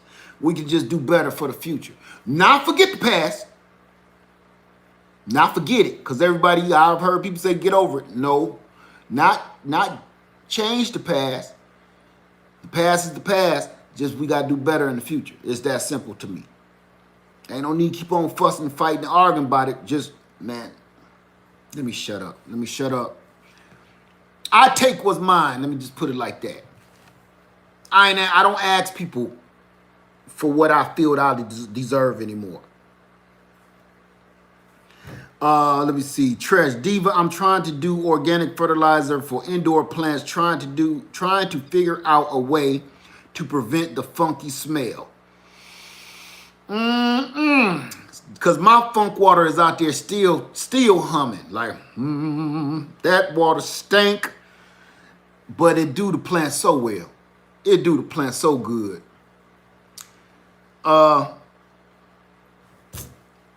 Diva say, Lid, you crazy, and thanks, I'll try. Let me see. Mary Green, with all the reports on corn, grain shortage, I'm trying to grow anything. Have y'all been hearing about that? Yeah. I've been hearing about all of that. And you know what? I say since I've been on Facebook, I've been on Facebook now, don't quote me, since the beginning, let's put it like that. And that's what, when I got on Facebook years ago, I don't mess with it too much no more, but when I got on Facebook years ago, all I was doing was trying to put gardening videos up there. I even started a whole gardening class and, group on that. That was my first. Because I kept telling people, it's going to come one day. They keep talking about every year they talk about cutting off welfare. Every year they talk about cutting off food stamps. Every year they talking about cutting off all kind of health care, cutting off support. And year by year, every other year it happens, don't it? Now I've been telling people, you better start growing some food. You better start growing some food, and you better start learning to protect yourself, because you're going to have to protect yourself and your food. It's not coming. That shit's is here, son. It's happening. So, I don't even make them videos no more. I just show people me eating good. So, okay, Miss Crab, I saw an expo on that wine. Wine is in jeopardy because of the climate change. There is a lot going to be there is going to be a lot of rioting. Yes, it is. Yes, it is. Some of this stuff people need to know how to do. Diva Jones, yep. Little Slice of Paradise Homestead, I'm going to try to grow wheat this year. I've never tried that at all. I don't know how easy or hard it is to grow. I just know it's a trip to process. Let me see. But yeah. So, I'm not going to ring people throat about not growing your own food, but I'm going to say it's becoming way more important now than ever before that I can think of, that when people start asking you, like, listen, I think I'm ready. I have a friend, I'm not going to mention his name, even Heat. Now, he ain't with this, is an OG, triple OG. He ain't with this. You understand? He ain't with doing none of this. He know who he is too. 03. Even he like, man, I think it's time for me to start trying to grow a couple things too around here. Stuff's getting weird. When I heard it come out of his mouth, you tell me what you want to grow and I'll ship it to you. If this man want to grow food finally, and ain't never look at me like, man, you crazy, man. But now he like, I think I better start doing something, man. You know what I'm saying? I didn't even know whether he was joking with me and poking fun at me or not. But if he's saying he's ready to grow some food because stuff looked that weird to him, yeah, we need to start doing something. Little Slice of Paradise Homestead, okay, got that one. Little Slice of Paradise, can you send me some seeds if Send me some seeds if you like. Oh, I can send you some. I don't. You know what? I don't have enough room for wheat, and I don't really eat that much flour and wheat type products anymore. And I'm trying to focus on just growing what I'm eating, so I don't just have a whole bunch of bullshit out there no more. So that's why I was selling everything off and moving stuff around, because I'm trying to be as economical with my land as possible. I'm trying to grow a little bit of everything, but what I'm seeing as my trees get bigger, again, I'm putting out more fruit than I'll ever eat, so I can sell it all and get some money. But at the same time, you can't sell and give away all that much fruit. It's just too much. So that's why I keep on changing things up a little bit.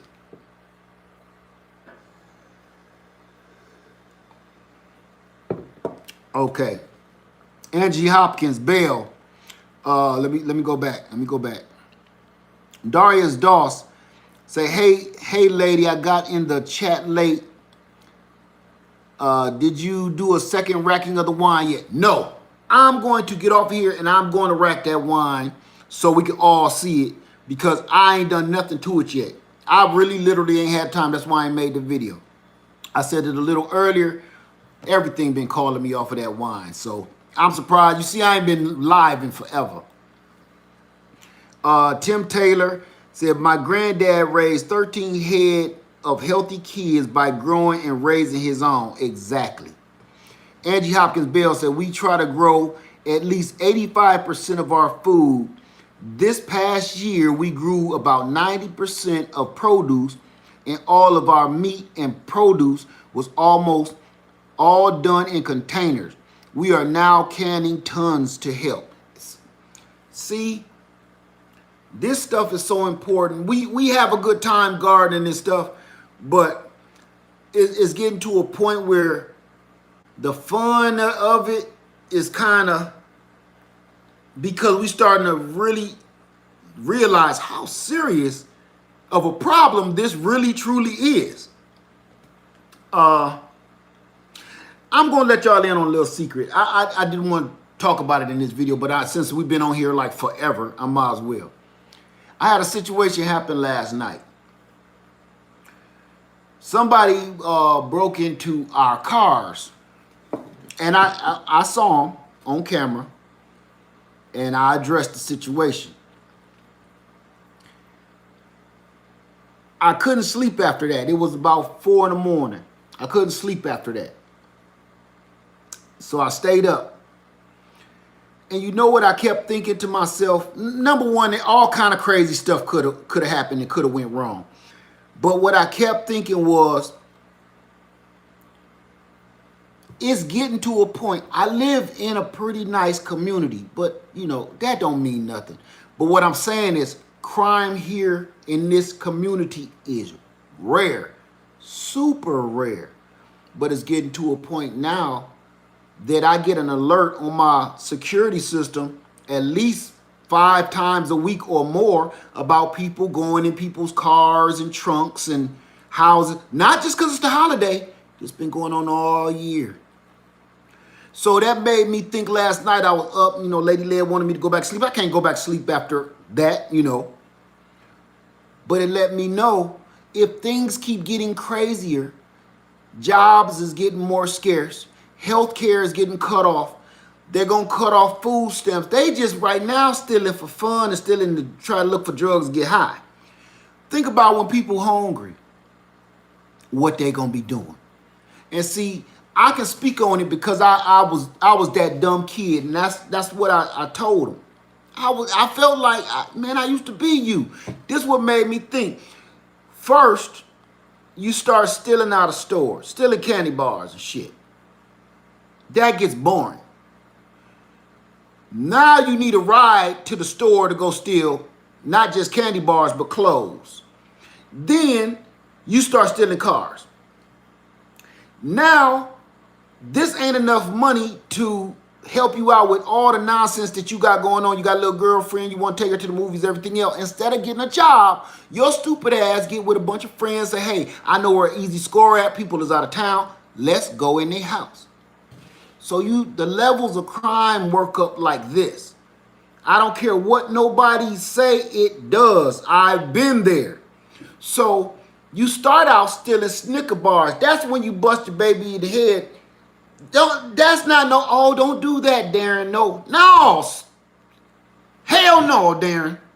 Put that Snicker bar back.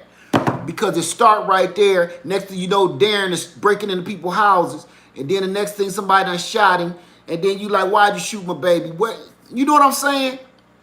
So, my whole thought process all through the night was going there. And where it went was, what's really going to happen when they cut these food stamps off? So I just actually engaged somebody last night trying to break into my car. It ain't got nothing in it. I don't keep nothing in my car. That's stupid.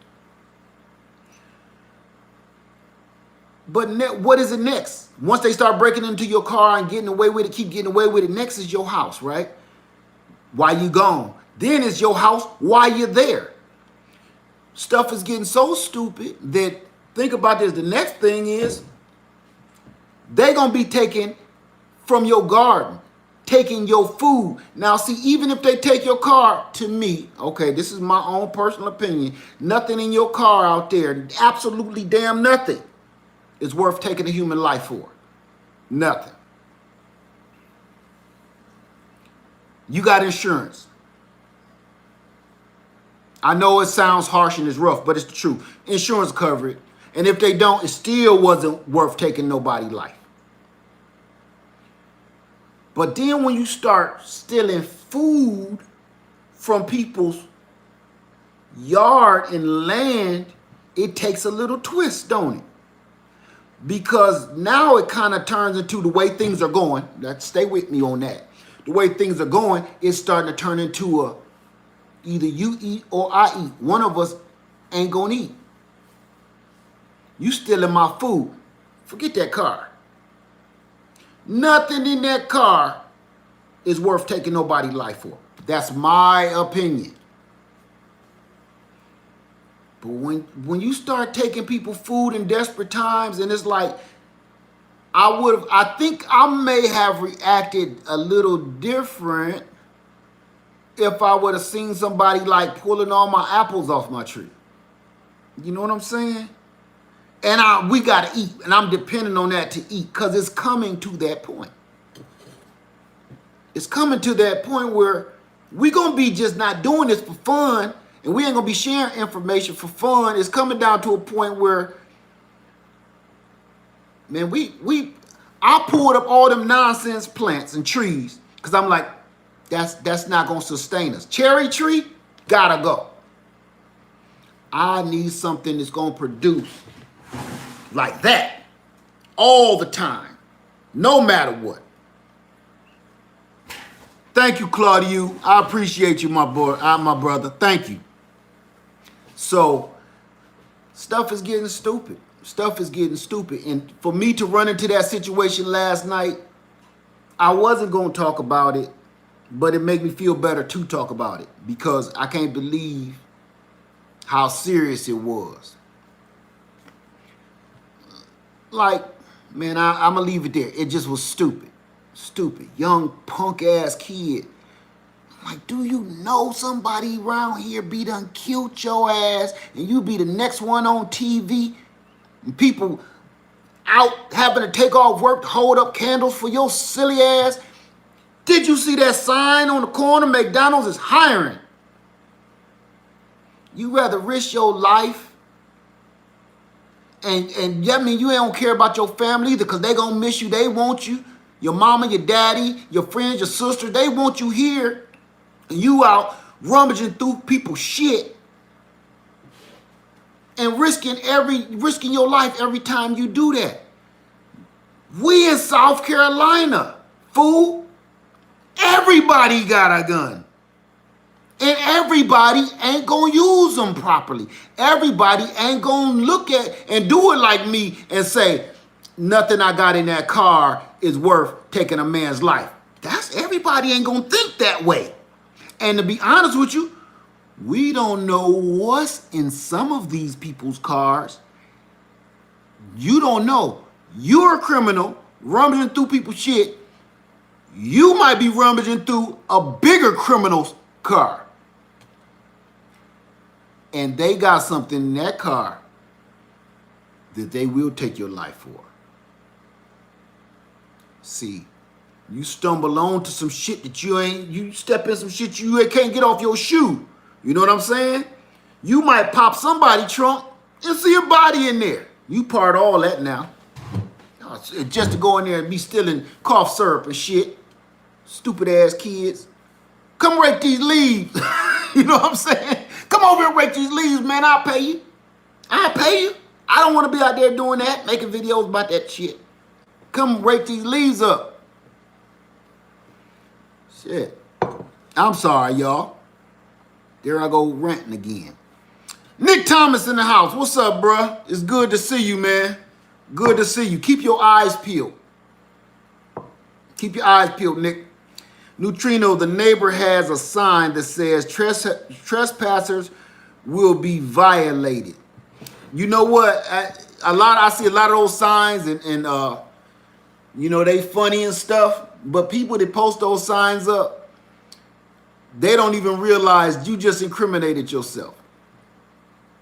You know what I'm saying? You just incriminated. I see a lot of signs on my route that say, trespassers will be shot. We don't call the police. Oh, we don't call 911. Stuff like that. You just incriminated yourself for murder. That little funny sign that you got from Spencer's Gifts or something, you just incriminated your whole life. And people don't know some of the rules about pulling a gun out on people. You know, I don't place them signs on nothing.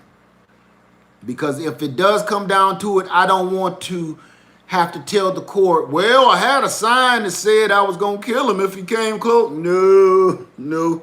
There's some lawyers on here watching me right now. They know good and well them signs is not a good idea. Nick Thomas, better to know than to find out. Amen. We'll be on the lookout, bro. Be on the lookout, Nick. Be on the lookout. I got you. Let me see. Nature 9 and family say, when they get to a point they taking food, I feel if they get away with one time, they definitely will come, and that's when it gets real. Exactly. It won't stop. Like right now, you know how far you got to come down from the street to get to my garage? That means you took about 100 steps. That gave you plenty of time. When I have to go get the mail, that my mailbox way up there, when we go get the mail, we got to think about it like, if it's raining, is it worth it? Do you got something coming? Nah, wait till tomorrow. Or wait till we pull out the driveway. That's a nice little hike up and down that hill. So that gave you plenty of time to think about, is this a good idea or not? In a court of law, that was plenty of time. That was premeditation of whatever the hell you about to do. You got too much time. You didn't stumble on, a car. The doors are open for some reason. Let me see, look inside and see if everybody's okay. No, you had to veer off the road, walk down the driveway, look out to see if it's any. Now listen, I seen everything on the camera too. That's the crazy part. Seen everything on the camera. So you thought about it. I could have did anything. The law was in my favor. And I was like, you know what, dude, you about to end up on the news. Stupid ass kid. Let me see. NJ Cali Gardner said, man, I'm out here in the garden now, direct sowing seeds as you speak. He doing this thing up there. Neutrino, my neighbor has a song. Oh, got that one. Nick Thomas, always someone bigger and better and, you know, exactly. You don't know. You don't know who you stealing from. See, I don't want to get into that either. Kids is dumb. Especially these days, they dumb. They don't do no research or nothing. I'm talking about whether it's the good kids or the bad kids. Hey, let's go rob a bank. That's a good idea. Let's go. Nobody thought this through. Nobody thought it through. They played it on the video game, and it worked pretty good on the video game. So they like, let's go rob a bank. Okay, sounds good. Then all of them be in jail and be looking and ratting on each other like, what happened? Yeah, this was stupid. I told you I had a date tonight. I should have just went on a date, messing with y'all fools. Go rob a 7-Eleven. And these kids are so stupid you don't even know the 7-Eleven only keep about $20 in the drawer. All you gonna steal is Snicker bars and hoe cakes. And some of them chili dogs. You know what I'm saying? Them chili cheese dogs. You gonna spend the rest of your life in prison because you wanted $20, a whole cake, honey bun, and chili cheese dog. What they don't think about is when you get to jail, you're going to have to spend money for a whole cake. They're going to turn you into a whole cake. And they're going to give you their chili dog with all that bullshit. They don't think about that. Stupid ass kids. So anyway, let me go back in here. Neutrino, that's true. A lot of homeowners can be put in jail for defending their homeland. Not worth it. You gotta check your laws in your own community, because people don't realize just because you can legally carry a gun, legally own a gun, don't mean you can go shooting people. It's some fine lines and fine rules and laws in every city, state, municipality, not just your whole state. It might be your county. So you got to watch to see what county line you on. All of that. That's why I tell you, if you ain't sure, carry a baseball bat. Knock somebody over the head. It ain't always got to be taking nobody's life, especially for stupid shit. I'm not going to kill nobody for stealing in my car. Matter of fact, go ahead. Get in it and take it. Because you know what? I love that new pickup truck Jeep. The insurance would pay for that Jeep. My don't depreciate. Take it with you. Take it with you. You know what I'm saying?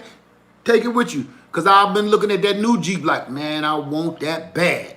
Go ahead. Be a real thief. Don't just rummage through my shit, taking allergy pills. Take all that with you. So I can get that new Jeep. Stupid ass kids. Miss New Orleans Garden say, don't let your left hand know what your right hand is doing. Amen to that. Amen. Amen.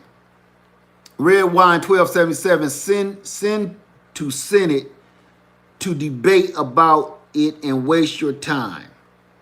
Okay, Ty Lily, I had an incident yesterday, found an 18-speed dirt bike propped up against the side of my house behind the air conditioning unit. Walked in my house and came back out, and two teenage boys rolling the bike out. See what I'm saying?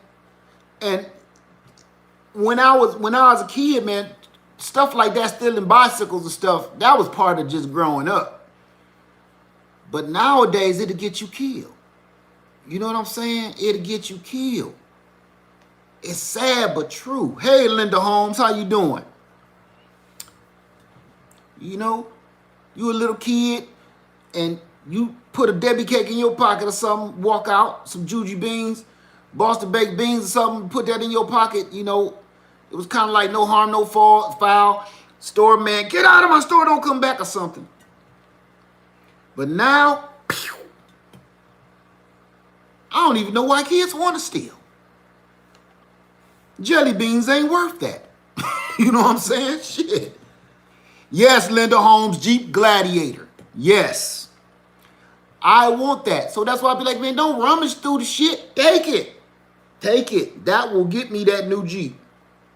My shit paid for too. So all that money will go straight to that new Jeep. DD's Farm. Hey, DD's Pharmacy, how you doing today? Say, hey, Led, I need help with my purple sugarcane. I've already killed one of two. You made me do the Debo eye on you. Okay, well, in the first part of this, I showed you exactly what I do. That's terrible. You killed, so you only got 2 pieces of sugarcane? It's a lot of people in here with sugarcane today. We can all at least help you out a little bit. If you only got 2 pieces, if you got 1 piece left, that is scary. So put it like this. The method that I showed you in the beginning of this, it works for me to get that one growing. Wrap that sucker up in paper. I'm going to do it again, y'all. Even after all that. Wrap it up in paper. Wet the paper. Just dampen it and put it in a bag. Roll it up and put it somewhere warm and watch it grow. You can't go. That is that simple. I just did that in seconds.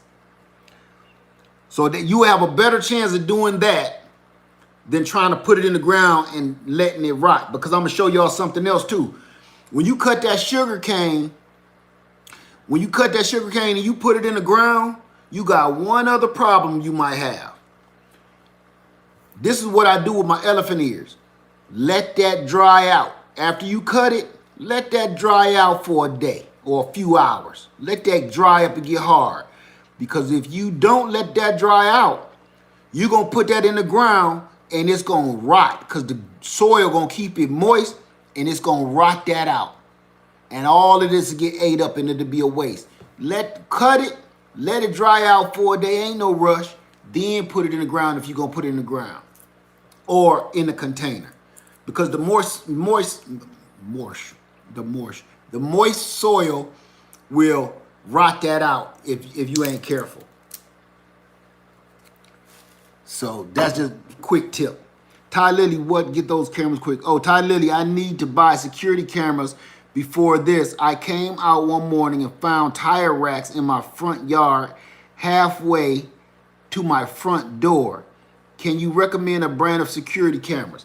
I did a video last winter about this time on the Ring security camera. I don't endorse them. I'm not paid by them. I just like stuff that works. And let me tell you, that's why they're everywhere. Now, I'm a mail carrier, okay? I work for the post office. They're on everybody's porch and they ain't playing. You better put that package down nicely.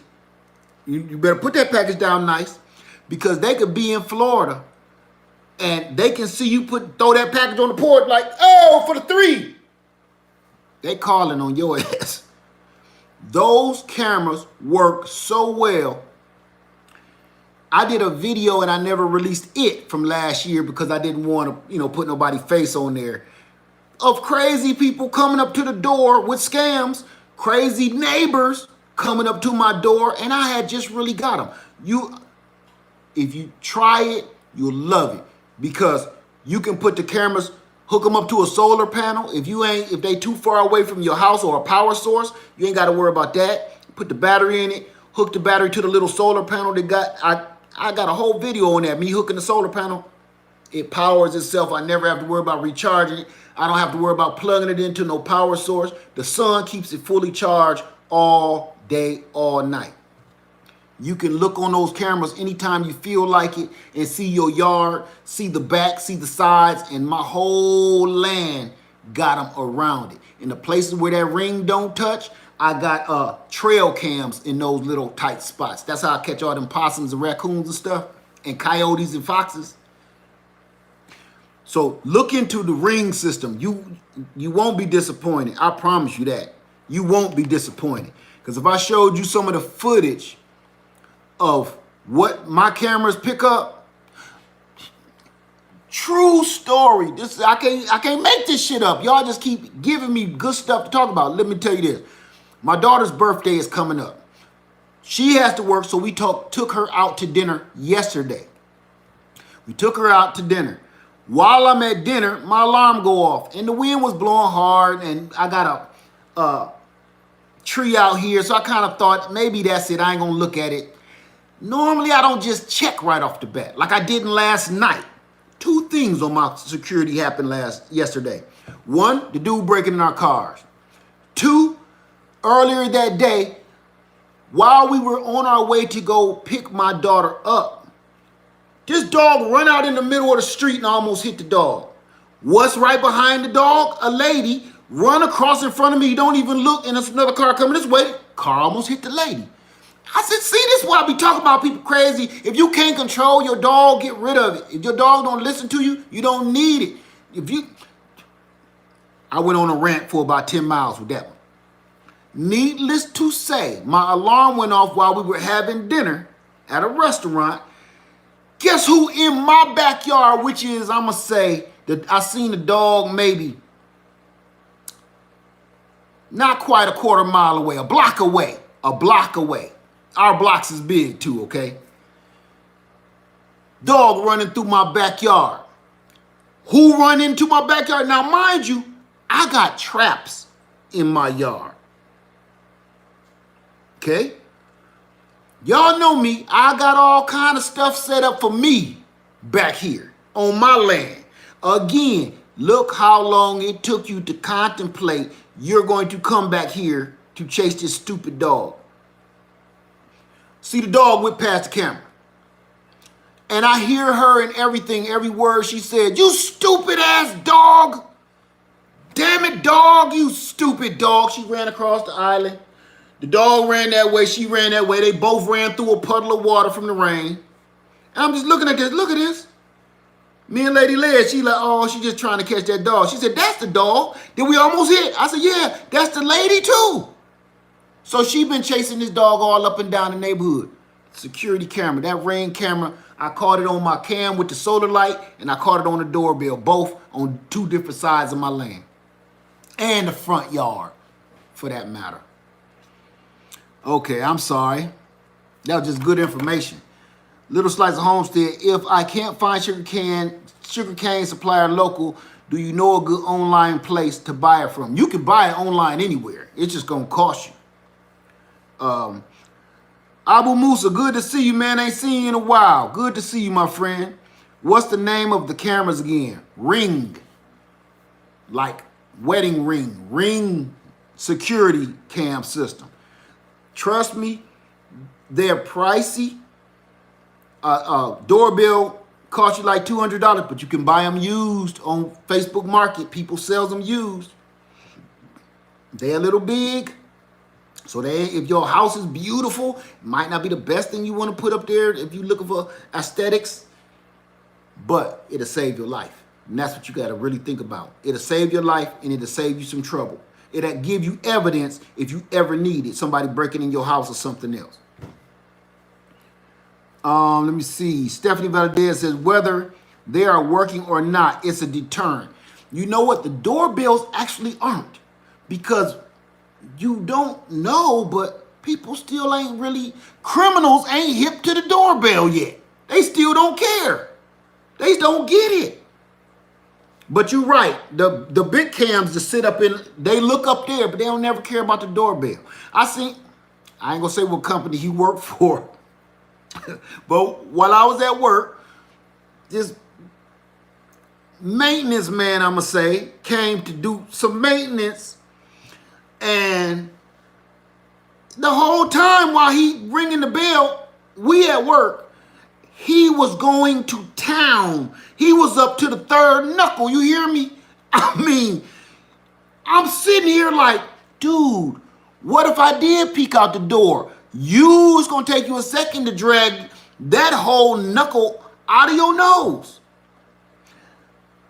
I kept that just to laugh at it. I never reposted, I don't want to mess him up, but he didn't know. I'm looking right at you, and to be honest with you, want to hear my worst worry? My worry ain't you all off up in your nose. I never care about that. My worry is, man, what you about to do with that?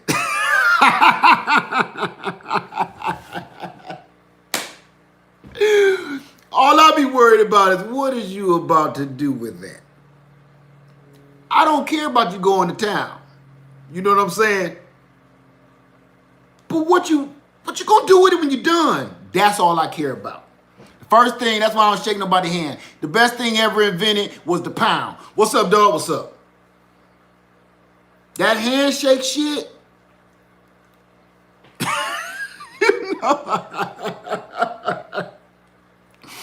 Especially for men.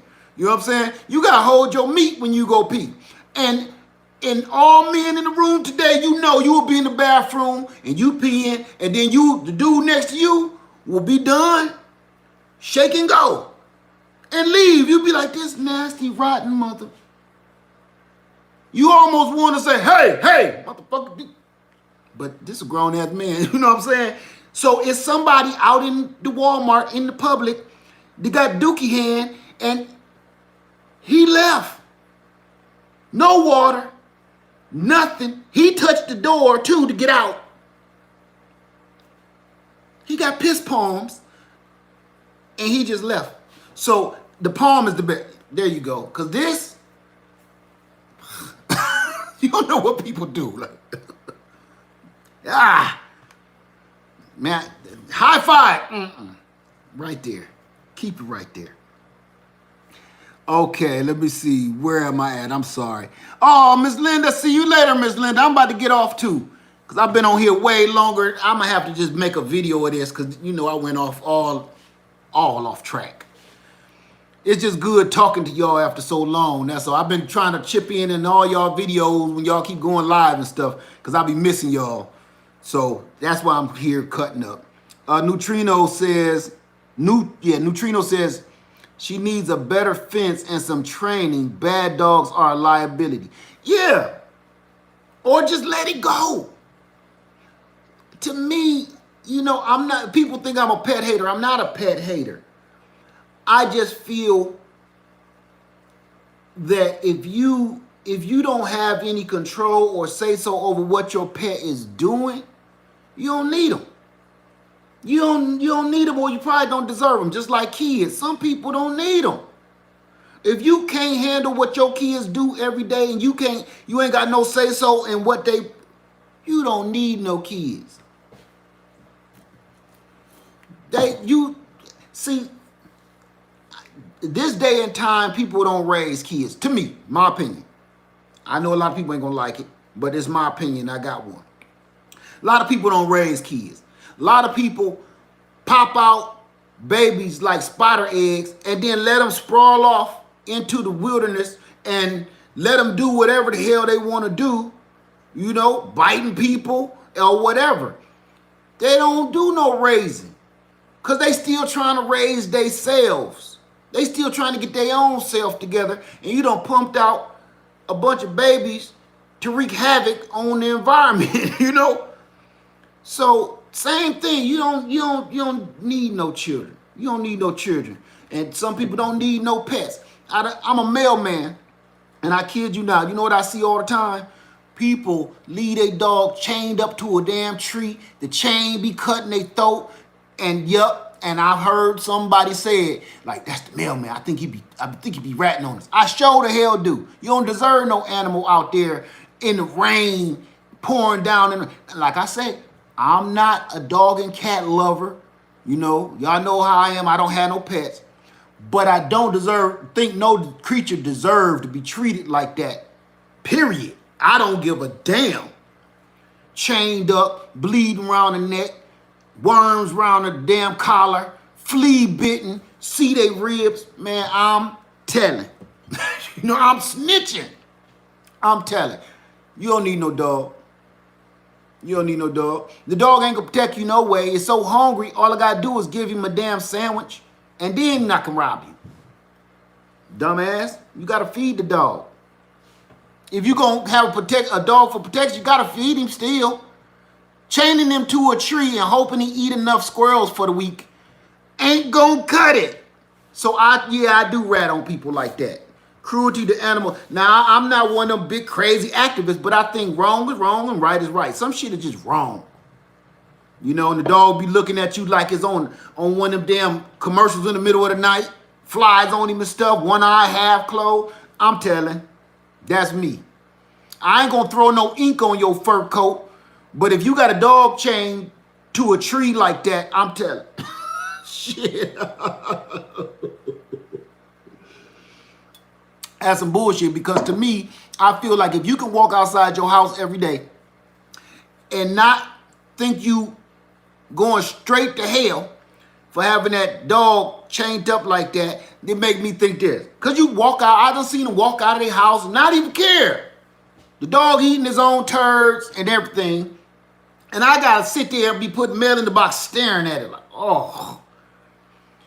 So that let me think, man, I can almost imagine how you treat these little kids just sprawling all through the woods. They running through the woods like damn ticks.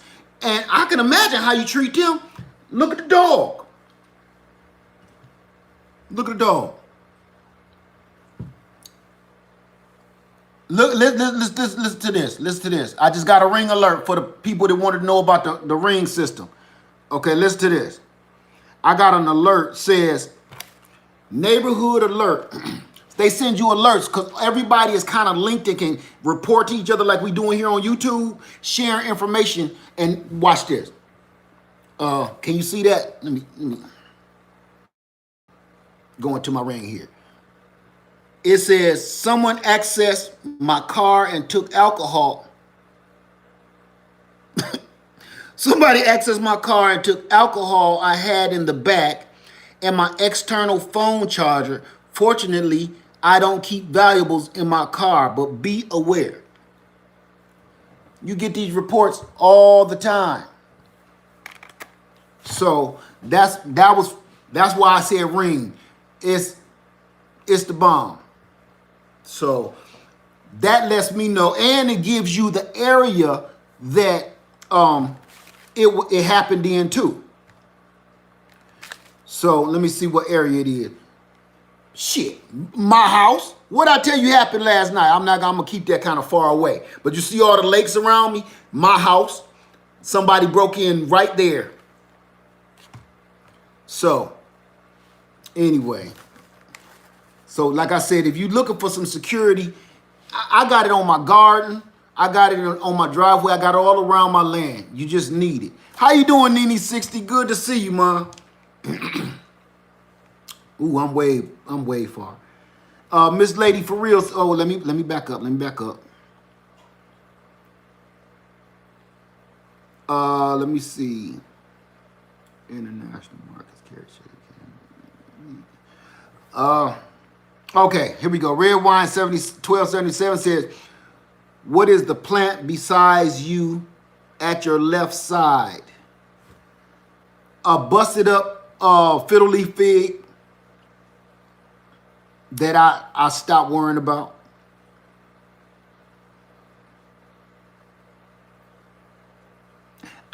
You know what? I got a lot of house plants. But I'm like, you know what? That's enough of that shit. I need to focus on one thing at a time. I can't focus on everything in here need to be watered and everything out there need to be watered. And man, nah, that's enough of that. I had a fiddle leaf fig that was over 6 feet tall. I sold it. Keep watering that thing all the time.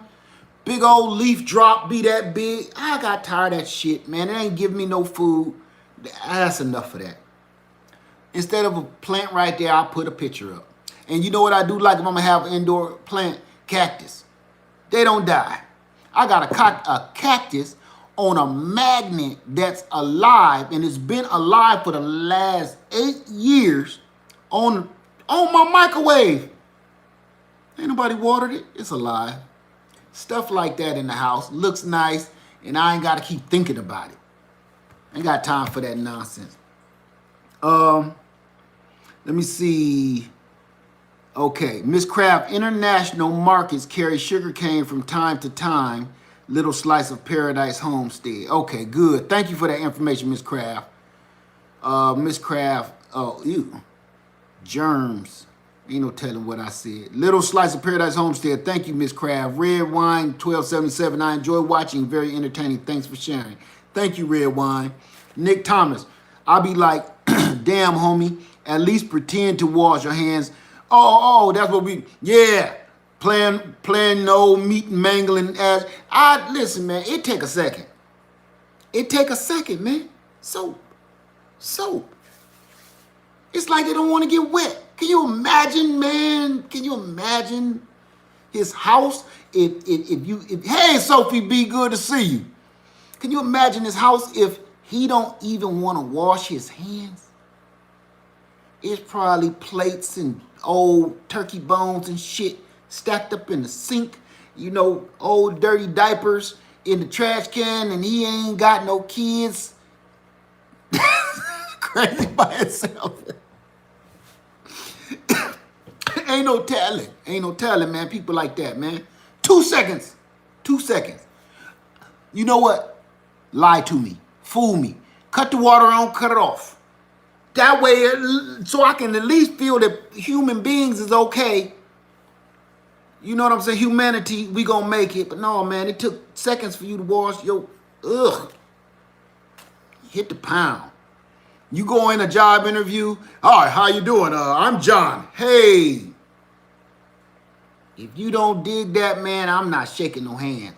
It don't be no disrespect either. It's just, man, you see, you know what I'm saying? He up there.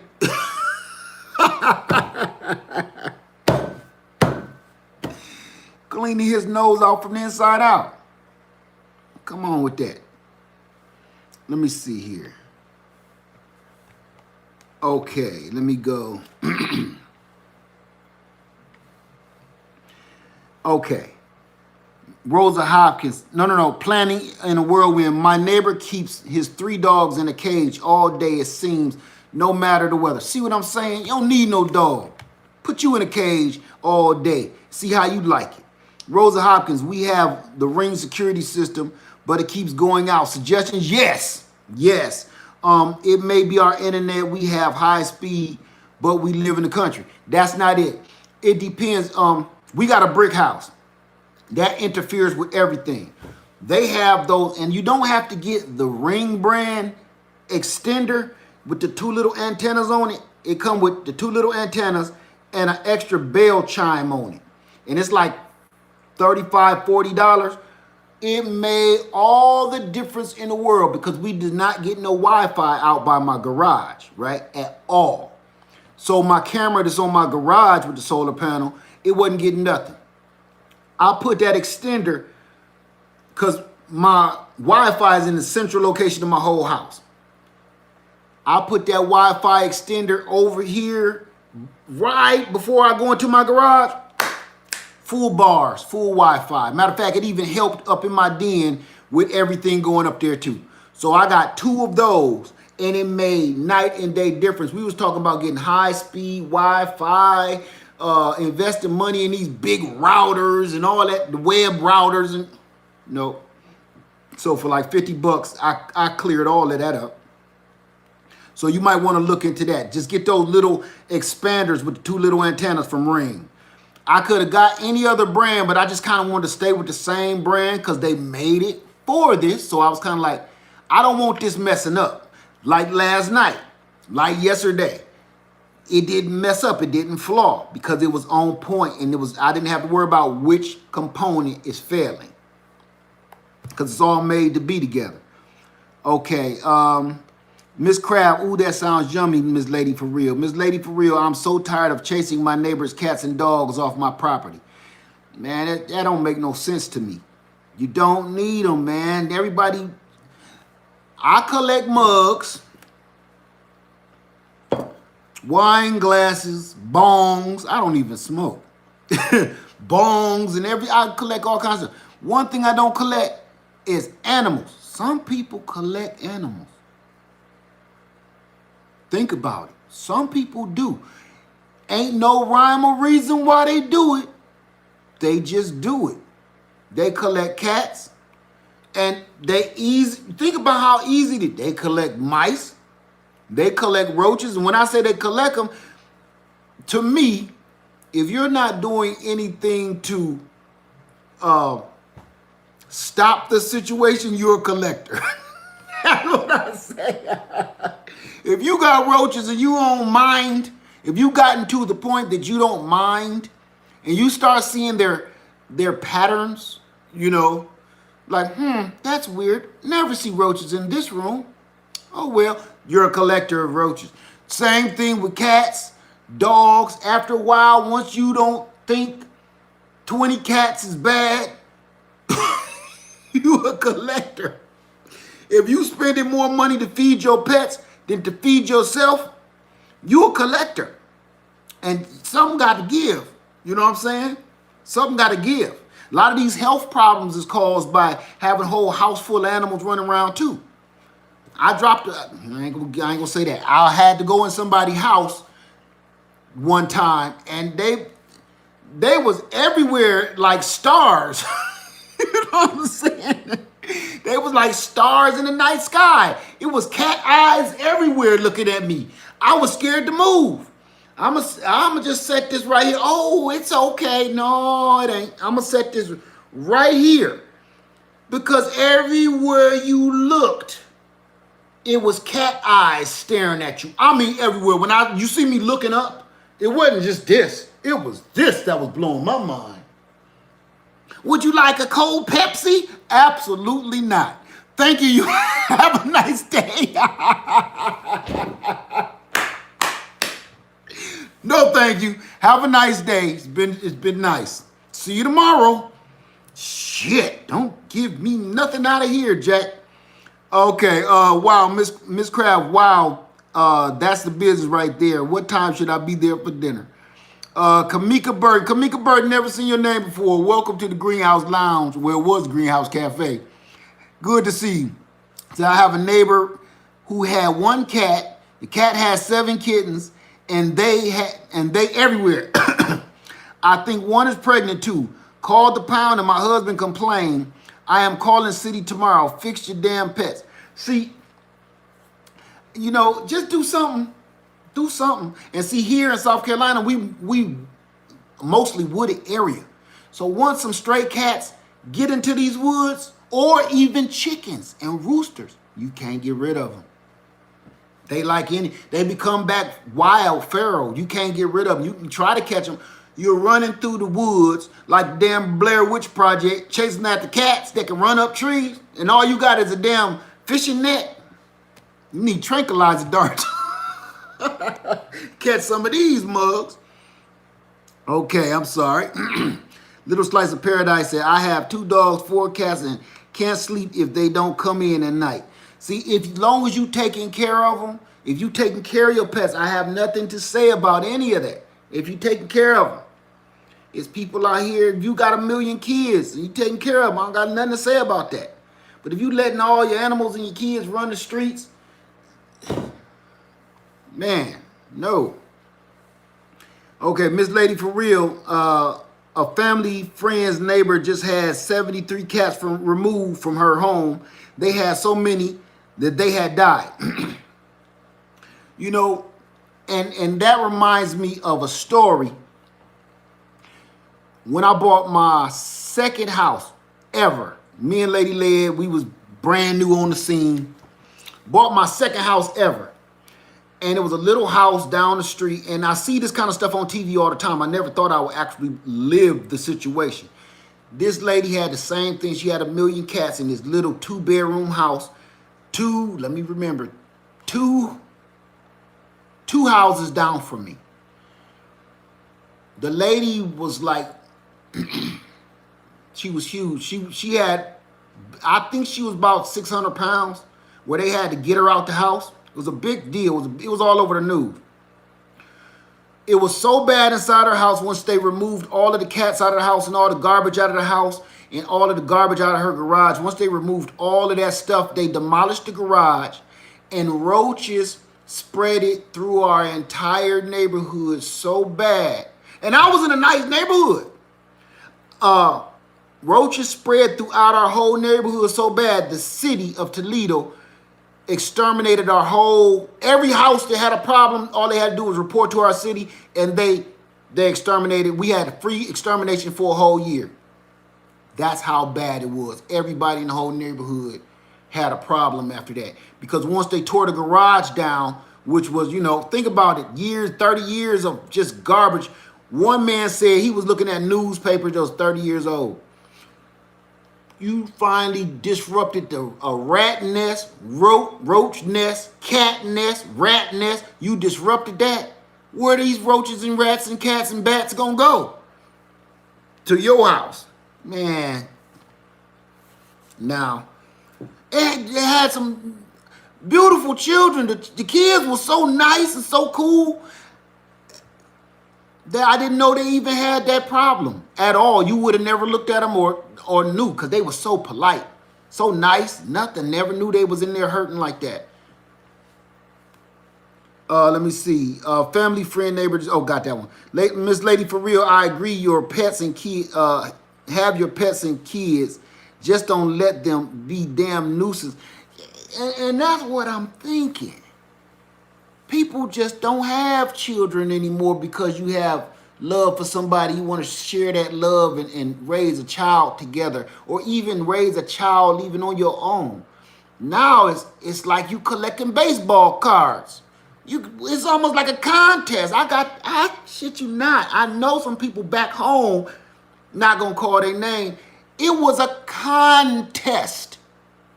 Who gonna have like the next girl? Who gonna have the next boy? With this little group of girls I knew.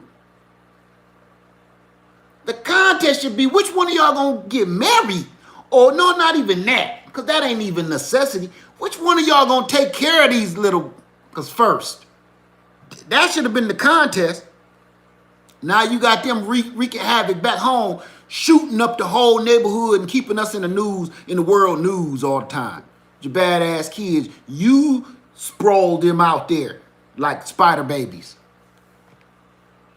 Okay, Rosanna Hopkins, led my phone disconnected. Did you answer my question about the Ring connection? Yes, I did. Go back up. Yes, I did. It's in there. It's some little routers from Ring. They cost like $35. And they got two little antennas on them and a speaker that you can change the chime bells on it. Worth it. It'll expanders. They expand your Wi-Fi, your network all around your house where you don't really get a good strong signal, or you don't got no signal at all. Okay, Mary Green, have you ever grown a collard tree? If so, does it grow really tall? I'm trying to think who gave me my friend Nahuru, Miss Honeybee. She gave me years ago. She sent me some tree collards. And they didn't do well because I messed them up. So I can't speak on them. I literally planted them in pure wood chips when the wood chips was just put down. Everything else was growing fine, but them tree collards shriveled up like this. Because this kind of how they look. It's shriveled up like a sausage. A morning link. Let me see. Farmer Jones. Hey, Farmer Jones. Good to see you. Miss Lady for real say, I agree. You have to have your pets and just don't let them be a nuisance. Got that one. Farmer Jones, good afternoon, lad. I have not laughed so hard in a month. We need to hang out then. We need to hang out. Thank you, my friend. It's good to see you. Rosanna Hopkins, led my... Oh, got that one. Mary Green, have you ever... Got that one. Jewel Belcher, amen. Good afternoon. How you doing, Miss Jewel Belcher? It's good to see y'all. Listen, I'm going to let y'all go. We've been on here forever. It's been over 2 hours. I'm having a good time, though. But I ain't going to keep y'all. I know y'all got stuff to do. Thank you so much. I'm going to redo the sugarcane. I'm going to just make a sugarcane video so it'll be easier to follow because, you know, we've been all around the map on this video. But thank you guys for watching. Thanks for hanging out with me. Planning in a Whirlwind. Enjoy the rest of your day. Thank you so much, Planning in a Whirlwind. Thank you so much, everybody. Thank you for everything. I mean that from the bottom of my heart. Before the end of the year is up, I got a little something I want to share with y'all, but I'm going to wait. I got a little something I want to share. I've been thinking about this a long time, but I want to share something with all of y'all. Before I go, speaking of the first of the year, I'm going to announce a little bit of that now. I have removed several of the videos on my platform for YouTube purposes because they have removed several gun videos. I told y'all that. But some of the other videos, this where I'm getting on people and stuff, I removed all of that stuff because this is what I'm going to do. I'm hitting a reset button, a mad reset button. Because I've been listening to a lot of gardeners and a lot of non-gardeners, and a lot of people are saying the same thing, is we need to network. And fighting amongst ourselves is not going to help us do any of that. So when we keep holding grudges and stuff like that, it is truly going to disrupt everything that we all trying to do. As of January 1st, I'm hitting the reset button, and I'm not listening. All of that nonsense, I'm done. I'm not going to do that no more. It's not worth none of our time. It's not. So I've already made those videos, got rid of those videos, because, you know, the negativity of them, even though to this day I will never take back not a word, and I meant every word I said in them, is just not a good look. So I removed those videos from my posts, and that's it. So just let's start this new year off on some positive shit. That's all I'm saying. Started off nice. Started out being pals, friends. Let's grow all the food that we could possibly grow. That's all I'm saying. And again, I never take away nothing there, not of the words I said, and I meant every word of it. But it's not worth our time to keep doing none of that nonsense. Yo, it ain't. Let me see. Red wine, excellent information. Thank you. Merry Christmas. Happy holidays to you. Ty Lily, Merry Christmas and Led, Happy New Year in case you don't have another live chat. That's not going to happen. I'm going to do something here. Red Wine 1277. Love and God bless you all in the name of our Lord Jesus Christ, with the unity of the Holy Spirit. Amen. Happy holidays to you. The Miss Lady, for real, we are growing together. Yes, we are. Yes, we are. We can't help each other if we got a kink in a link, right? If one of the chain links is busted, we ain't gonna work out well. Cranky Beans say VA needs our help, y'all. Whatever they go through affects us too. Regarding 2A. Okay. Miss Craft, good for you, Led. Let's keep it moving. That you see what I've been doing. Just keep it going. Let's just keep making positive videos, sharing positive information, and just keep it going.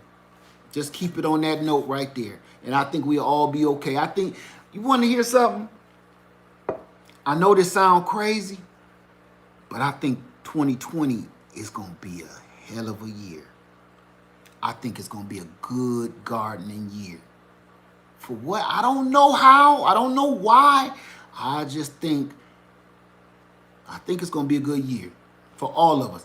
We had such a horrible gardening year this past year. I think this year is going to give us a break. That's all I'm saying. I think we're going to run into a lot of new good situations. Diva Jones, the animal hoarders are the worst. They are the freaking worst. They don't think they smell like that either. Like animal cologne. Urine is not cologne. Let me go. I'm gonna stop that. Here we grow. Farmer Jones, here we grow. It's time, man.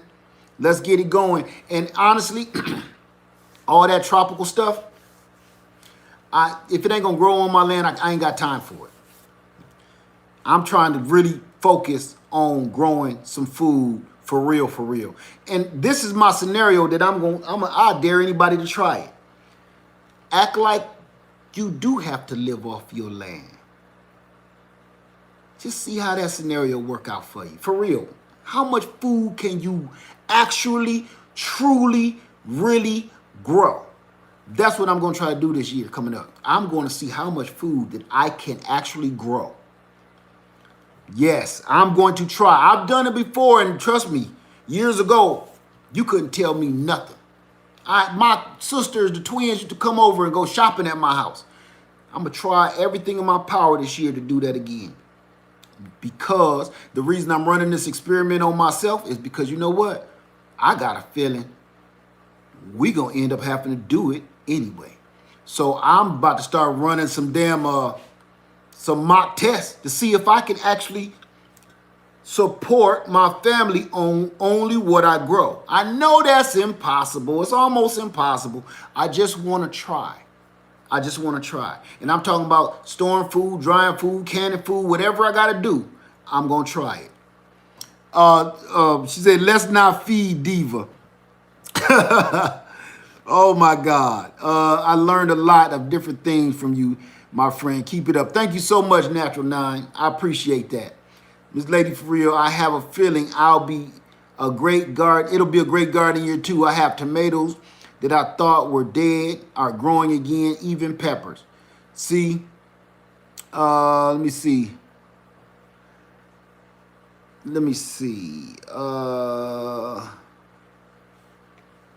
Okay, Miss Lady For Real, since I've been growing our food, I was going to the grocery store several times a week. Now I just go twice a month. I'm actually feeding me and my husband. I'm excited. Exactly. So I got a couple of things I've worked up and drew up, like fillers. When I say fillers, I'm talking about like, that sun is banging. Fillers like while you growing your greens, what you eating. While your apples is growing, what you eating. You know what I'm saying? While all the big stuff, your big harvest, your lemons, your limes, your oranges, peaches, pears, while this stuff is growing, what you eating.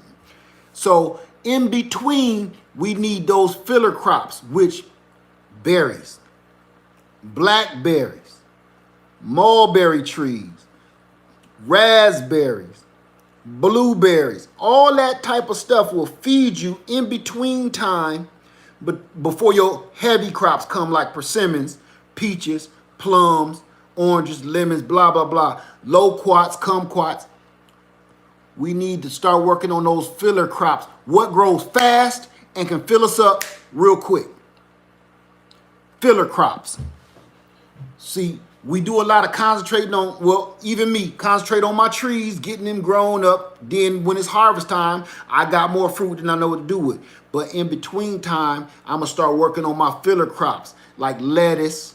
You can't really do that in the summer too much. But you understand, berries, certain kind of herbs, stuff that's going to fill you up and feed you in between time.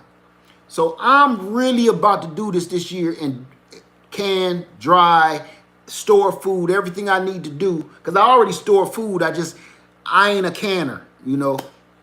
So I dry stuff and want to learn to smoke stuff better than I do. But I think it's time to kick that up a notch. So again, I've been trying to get out of here forever. Thank you guys for coming by. Thank you. I appreciate everything y'all do. I appreciate everything y'all say and all the comments and everything y'all give me. Thank you so much. You know I can't do this without you. I appreciate you, and I appreciate all the people out there that got their channels, they doing their thing. I'm gonna give you one little piece of advice as a YouTuber. Do not stop concentrating on your numbers. Stop concentrating on getting people to subscribe to your channel. Stop concentrating on making people like your channel, because they might not like you. They might not like your content.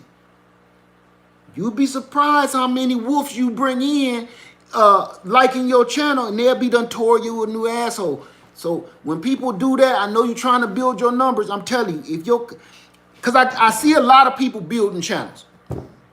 I see a lot of people building channels. Nothing wrong with that. My only thing that I have to say against that is you don't know who you about to bring in your house. You know what I'm saying?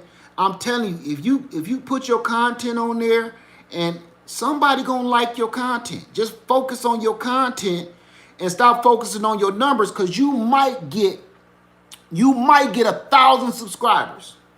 But if you get 1,000 subscribers and you ain't got no content, you only have 1,000 subscribers for a week. Once they realize you ain't got no content, they leave.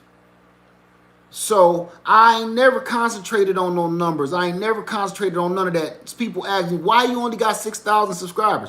Because that's the last thing on my mind. I just put out the content, show people what I like to do, and that's it. Some people like it, some people don't. But if you always concentrating on them numbers, you will get them, but they won't stick around. And that defeats everything that you're trying to do as a creator. You got to show people something.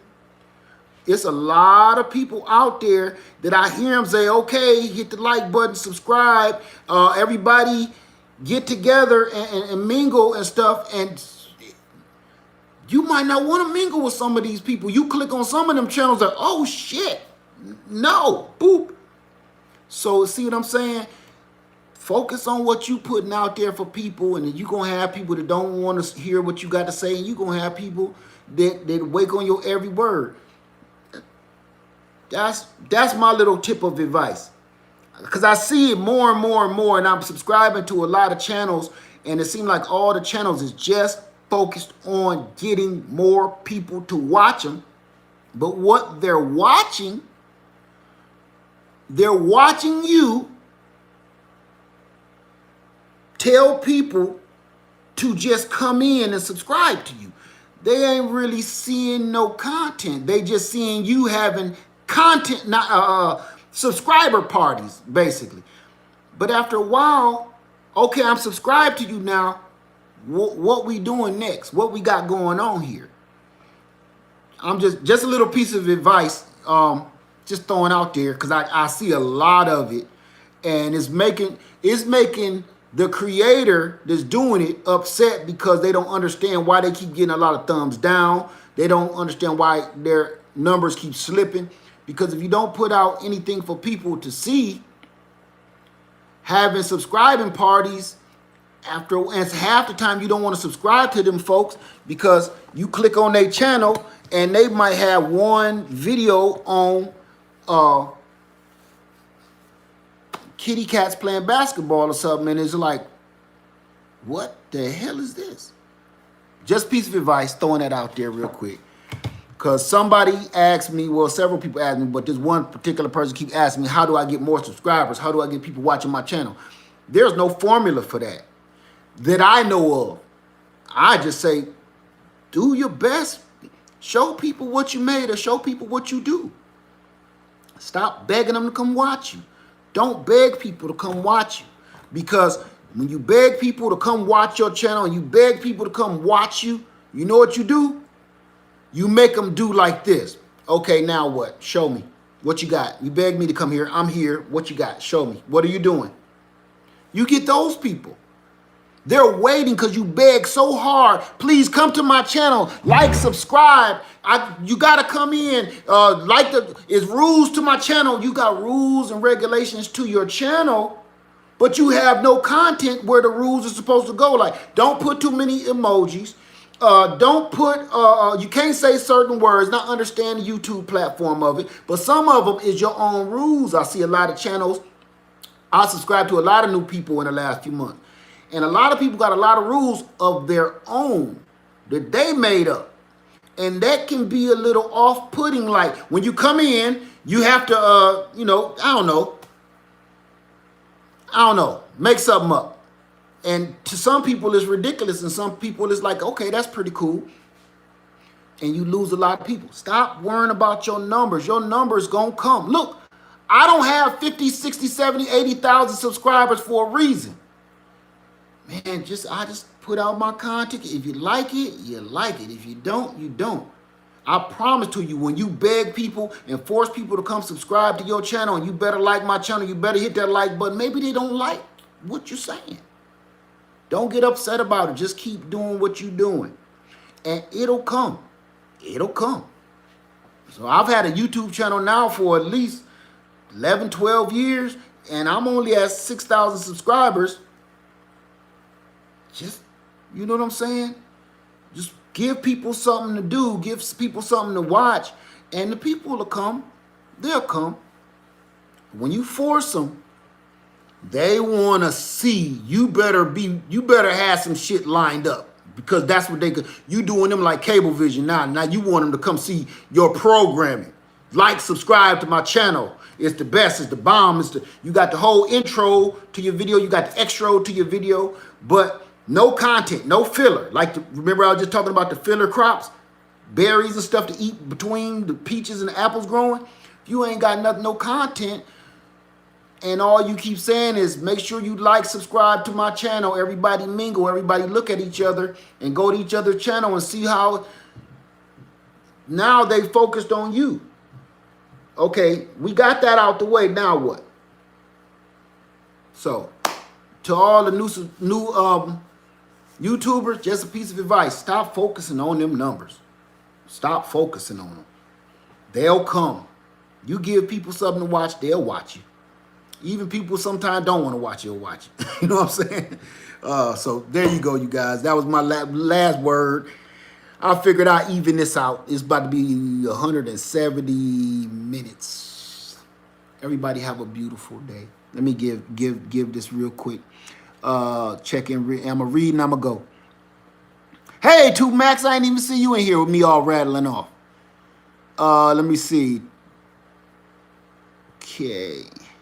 Okay. Ty Liddy checking out Simple Living Alaska. They live completely off grid, raise chickens, do gardening, and I can do everything. Oh, and can do everything. Generator and solar panels to generate electricity. They do hardening and have chicken and bees harvest. Maybe that was misspelled. Mary Green, Miss Jones, where do you get collard plants from? Collard plants? You can buy them, get them from seed, or go buy some plugs, some starts. Angie Hopkins Bell, the basics. That's how we started to reach our goal of 85% of our food. It works. We surpassed goal. Excellent. This Miss Lady for real. I'm so shy to have a channel, but I love to learn and share. There's nothing wrong with that at all, Miss Lady for real. There's nothing wrong with that. See you later, 2 Max. Oh, she said, hey, 2 Max. There's nothing wrong with that at all. Some people, this just doesn't interest them. I was just talking about some of the people that want to create a channel and want to create content.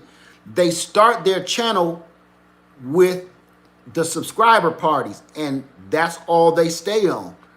And you keep wanting to support them, but it's just so make sure you subscribe. So once a person subscribes to your channel, then you sitting there looking like, okay, now what do you want me to do? I want to see you say something or do something, you know.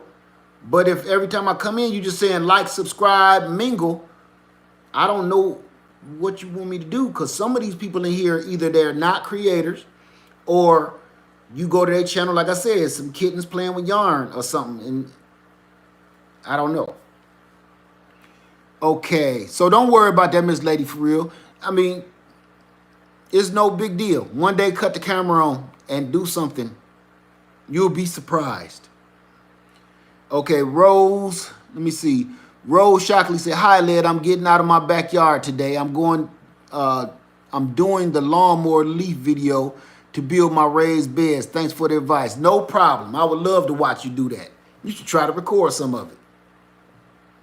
You'd be surprised what people watch. Y'all just watch me dressed up like a half-dressed pimp.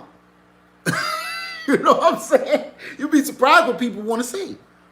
Or stumble on. They might not necessarily want to see it, but they looking at you like, what the hell? How many times have you watched a video and you end up watching the whole 15, 10-minute video because you can't understand what the hell is going on? I don't watch people speaking in a whole nother language, and I'm looking at the whole thing like this to the point it's off now. So you'd be surprised what people watch.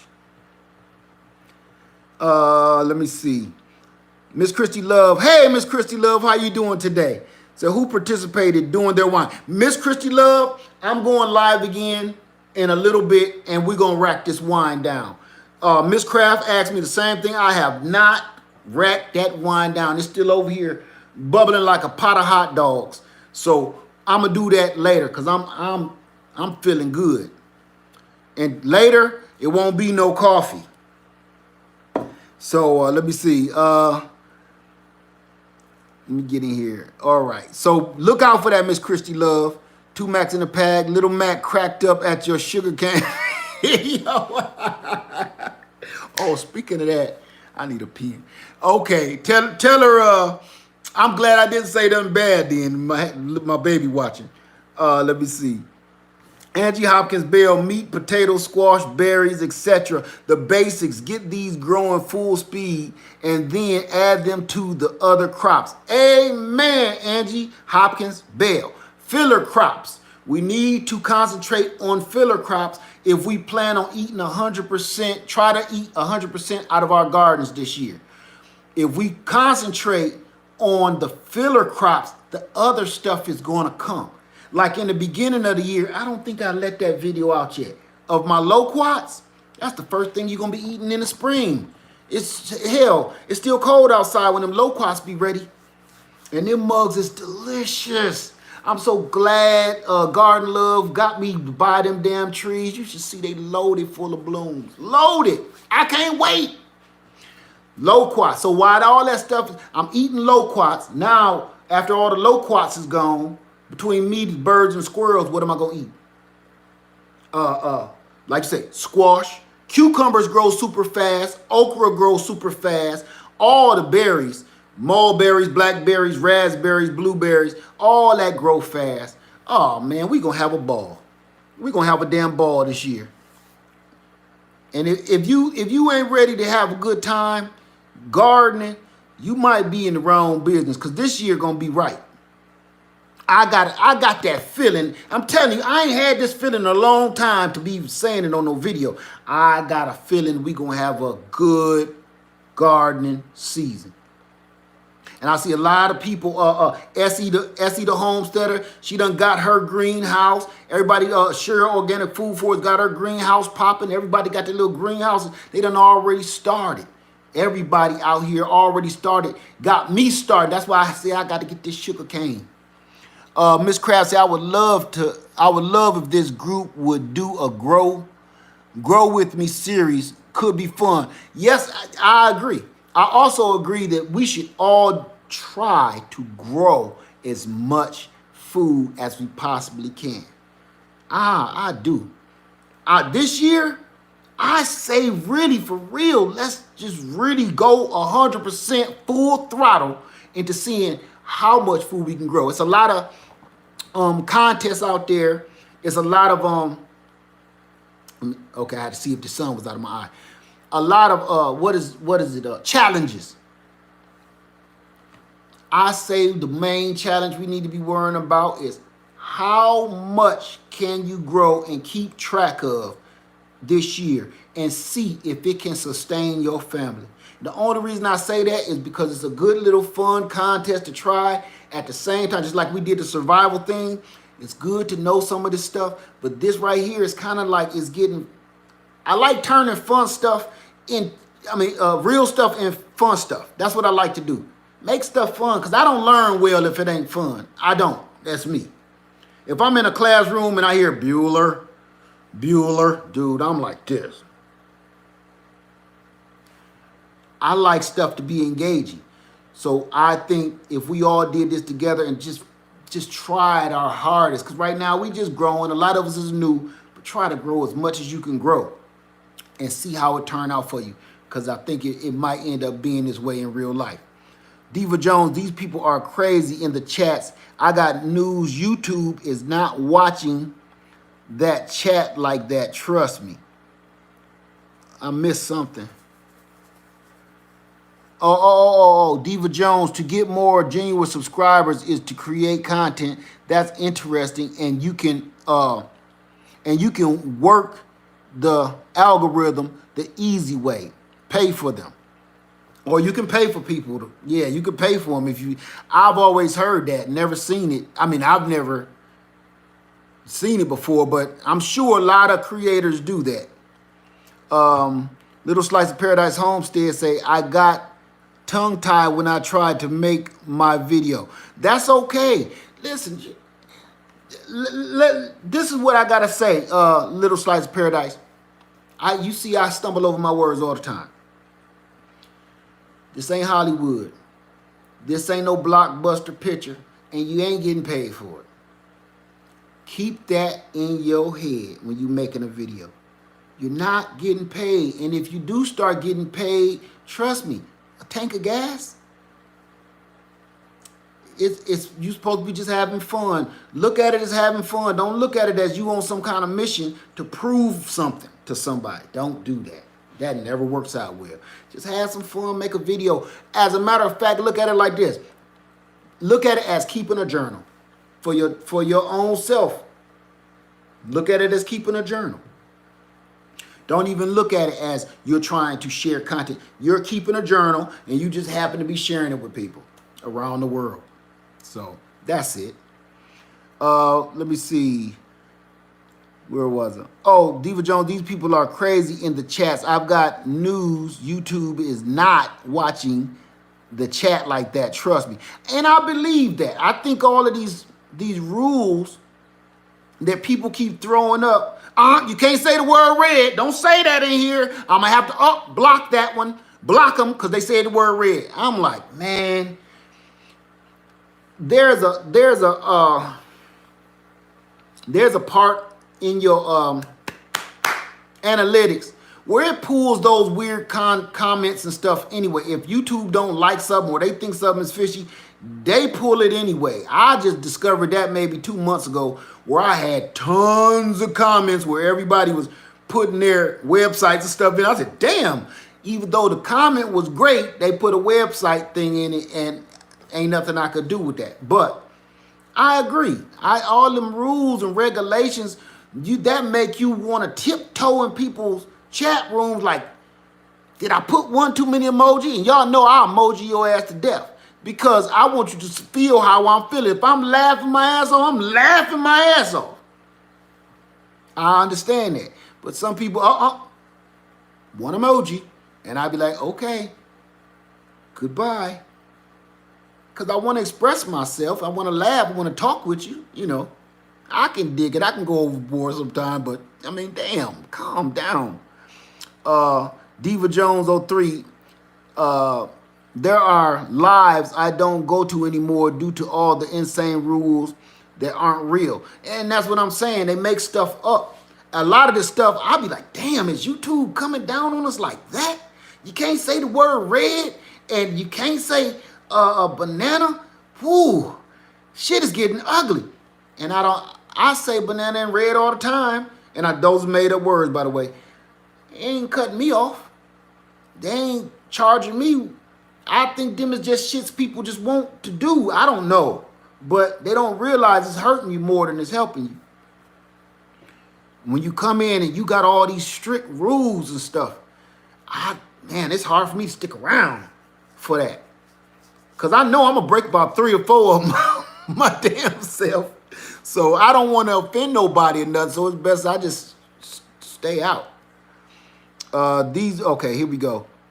2 Max in the pack. Little Slice of Paradise Homestead. Okay. 2 Max, you do fine. I watch your videos. You do fine. I'm telling you. And once you start getting used to it and just act like the camera ain't looking at you, staring at you like this, ain't no big deal. The Miss Lady for real, I subscribe to channels that is filled with great content. I'm not interested in the number of subscribers or likes they have. You know what? And have you noticed some of the people with no subscribers, very few, have great content. Great content. And when people go in thinking, oh, they ain't even got 1,000 subscribers, they ain't even hit 1,000 subscribers, so they ain't gonna be having no good lives or nothing. When you come into with a mindset like that, you just missed out on a good potential, a good content provider, a good YouTuber, because you looking for numbers. That whole thing of people hunting for numbers, bringing their numbers up, I don't understand that. I don't. I know I can understand you want 1,000 so you can do lives, but it's also other ways that you can do live videos from what I hear. So I don't get it. Okay, let me see. Diva Jones 03, I'm in the same way, Miss Lady for real. Miss Craft, it trips me out how people ask for you to thumbs up before you even see actual content. And see, to me, I always look at it like this. I understand some people forget to hit the thumbs up or whatever, but this is what I keep in my head. Maybe they didn't forget. Maybe they just didn't like what you was talking about or like what you was saying. If you keep concentrating on the thumbs down, you'll never hear me talk about people thumbing me down. I get thumbed down all the time. That was their prerogative, even though even though think about this, you put yourself out here to be judged. That's what people don't realize about YouTube. And I had a whole video about this, about YouTube don't belong to you. Your channel is not yours. So to me, when you make a video and people thumbs you down or people have a negative comment, you put yourself on the chopping block to be judged. You, listen, the goal is you want as many people to see you as possible. Let's be for real, right? You also know what comes with that is being judged by the world, actually by the world. So when you get these thumbs down, what did you thought was going to happen? Everybody was going to love you? Stop. People need to stop that. Just put your content out and you're going to have people that love you and you're going to have people that hate you. You cannot do nothing about that. Until they solve the problems between heaven and hell, you're going to have people that hate you and you're going to have people that like you. Don't let the people that hate you drive you away from or push you away from the people that love you. That's love, life, and relationships. Advice for the masses. Don't let the haters push you away from the people that like you. Because when you let the people that can't stand your ass drive you away from the people that really like you, you're doing the people that like you a disservice. Because some people might like whatever content you're getting out, no matter how much it piss everybody else off. It's some people that want to see what you're talking about. So you're doing the people that like you a disservice. So let them people thumb you down. I always just be like, man, I feel sorry for them, you know? Damn, I feel bad for you. You ain't got nothing better to do. Instead of thumbing people down, man, I'll be laid up with my wife somewhere. You know what I'm saying? Think about that. Them seconds it took you to do that, you know? You could be making a sandwich. Something. Shit. You gave me your attention. That's terrible. It's sad. The Miss Lady for real, our kids asked us what hubby and I wanted for Christmas. We chose solar panel kit. That's a good one. That is good for the whole family. Exactly. Those growth streams, sub for sub, and the like miss me with that. I don't get it. That's just my own opinion. I don't get it because you only hold on to them subs for a minute. Once they realize this ain't really what I want to see. Even if you got good content or great content, after a while, people kind of just fade off. You know what I'm saying? So imagine if you ain't putting no content, you just keep having subscriber parties, you have no content. People, you're in front of a camera, people want to see something. So that's all to it. The Miss Lady for Reals, Miss Craft. I would love if this group would do a growth series. Oh, I'm way behind. Miss Lady for Real, Angie Hopkins, Bell, yes, growing seasonally year round. We plan on getting chickens in the spring. I got to get all new chickens. Fox killed everything but two.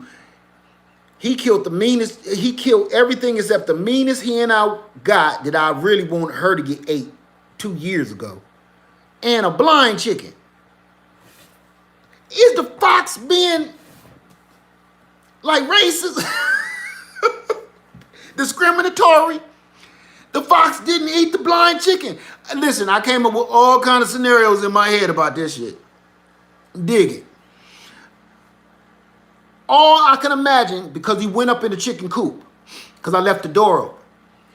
All the chickens in there flying around. 7 chickens left. All the chickens in there flying around, and the fox or whatever animal it was went in there.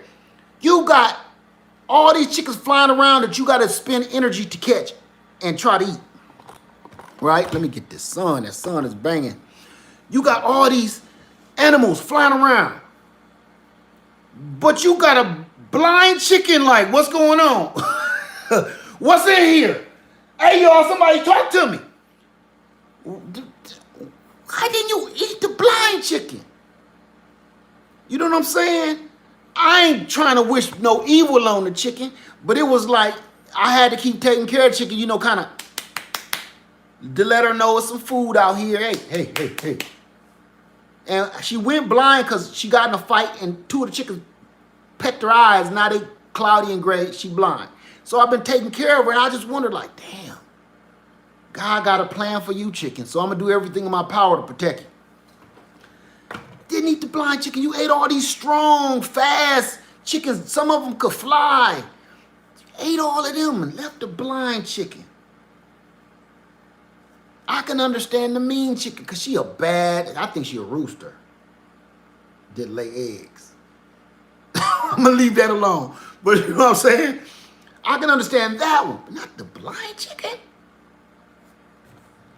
Okay. Okay. All right. I'm so behind. Nick Thomas, I knew that I split my content because when I had it merged, people were thrown off. Nick Thomas, okay, let me go back up. Okay, here we go. Diva Jones. Hey, when you missed that. Diva Jones, Nick Thomas, I'm not sure. People been asking me to, I guess I better set a date. Nick Thomas, yeah, Diva Jones. Now that you have 14 new damn channels. Really? Superstar, make sure that we know where in the world and channel you're going to be. I never really got into that either. A bunch of channels. Garden for Mom. Hey, Led, you missed your call. Bonita. Oh, my God. That, you know what? No, that's not me. I ain't doing nothing but imitate my uncle. He make us sick. He make us sick. I love him, but boy, I hate to see him coming. That's all to it. I love him, but boy, I hate to see him coming. And that's him. All the way. And I can't even imitate him. Only he can imitate him. Nick Thomas, love you and your family, Miss Craft. Let's get it. Miss Craft, thank you, Nick. Love you too. Diva Jones, lost so many subs when I got right around 300 because people realize I'm not subbing to you just because you do videos showing you clipping your toenails. I don't get it. I don't get it. I don't get it. Angie Hopkins Bell, I just spent around 3 hours with people I don't even know and loved it. Thanks for putting up with me. Thank you so much, Angie Hopkins Bell. Hey, when we in the house, we all do know each other. We all gardeners and we all friends on the net. Some people don't think you can be a friend on the internet. Yes, you can.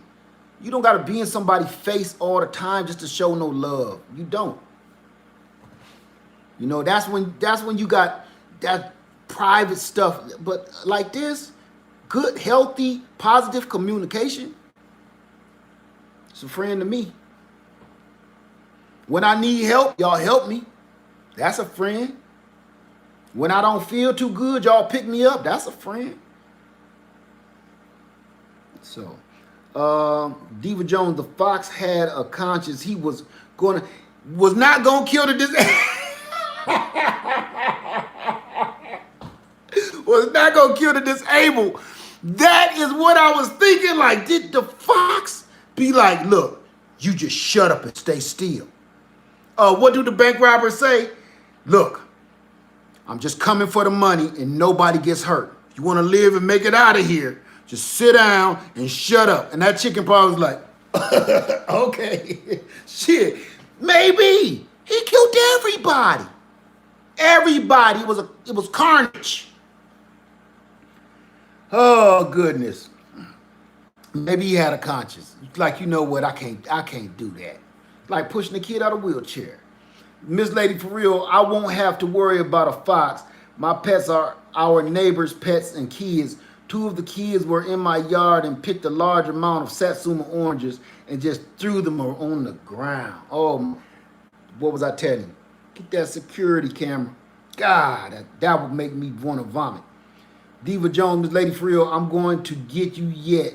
BB guns for the kids. Little Slice of Paradise. Homestead, you all have a great day. You too. We are all getting out of here right now. You are so right, Diva, Miss Craft say. The Miss Lady, for real, I agree, Lady. Everyone is a friend on here to me. Everybody is a friend. Some people think that because you can't give them a hug or something, you ain't a friend. You know what I'm saying? That's a bad way to be thinking about stuff to me. Hey, Miss Mama Butterfly, how you doing today? And just I'm about to get off right now too. She said, "Hey everybody, great live. Been listening while doing my chores. Led, you had me dying. Y'all have a great week. You too. Thank you so much."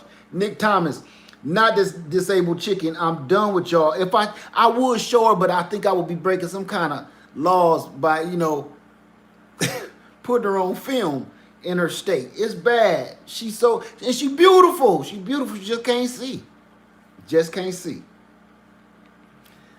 Lay eggs and everything, but they be all over the place. Lord help me.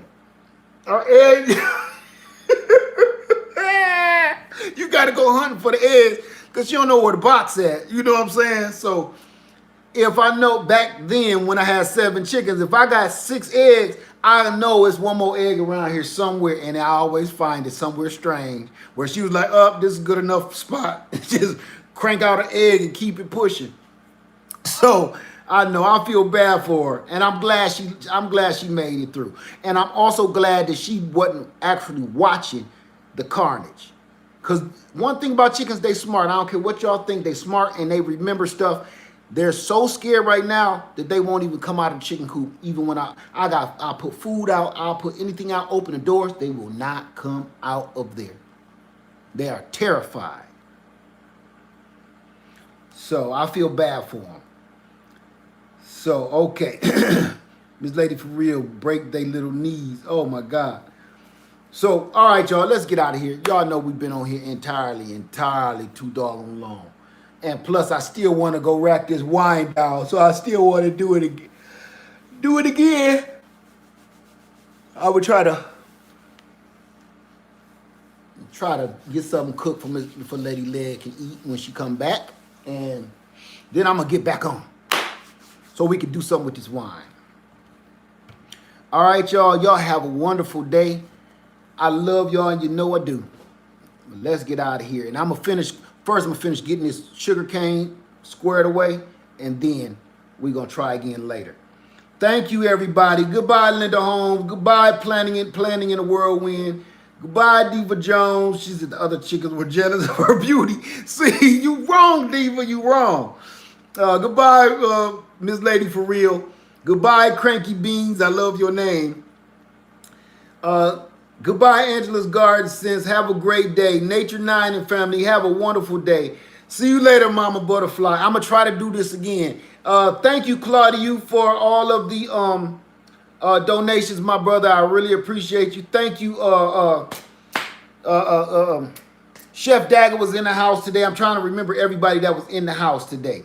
Thank you, everybody. And I kid you not, this New Year's is coming up fast. I am hitting the reset button. All right. So I hope to come into this new year with no enemies.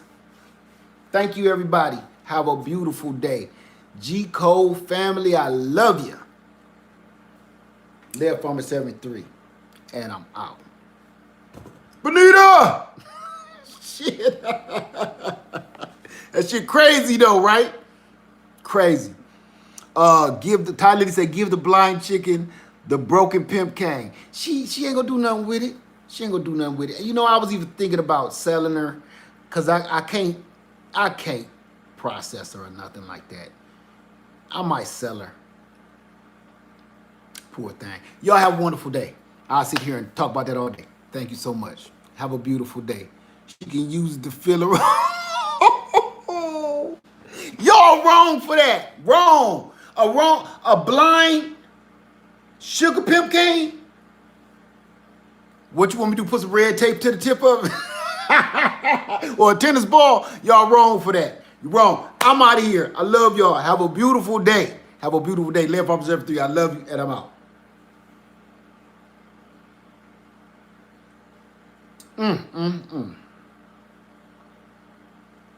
Y'all stupid.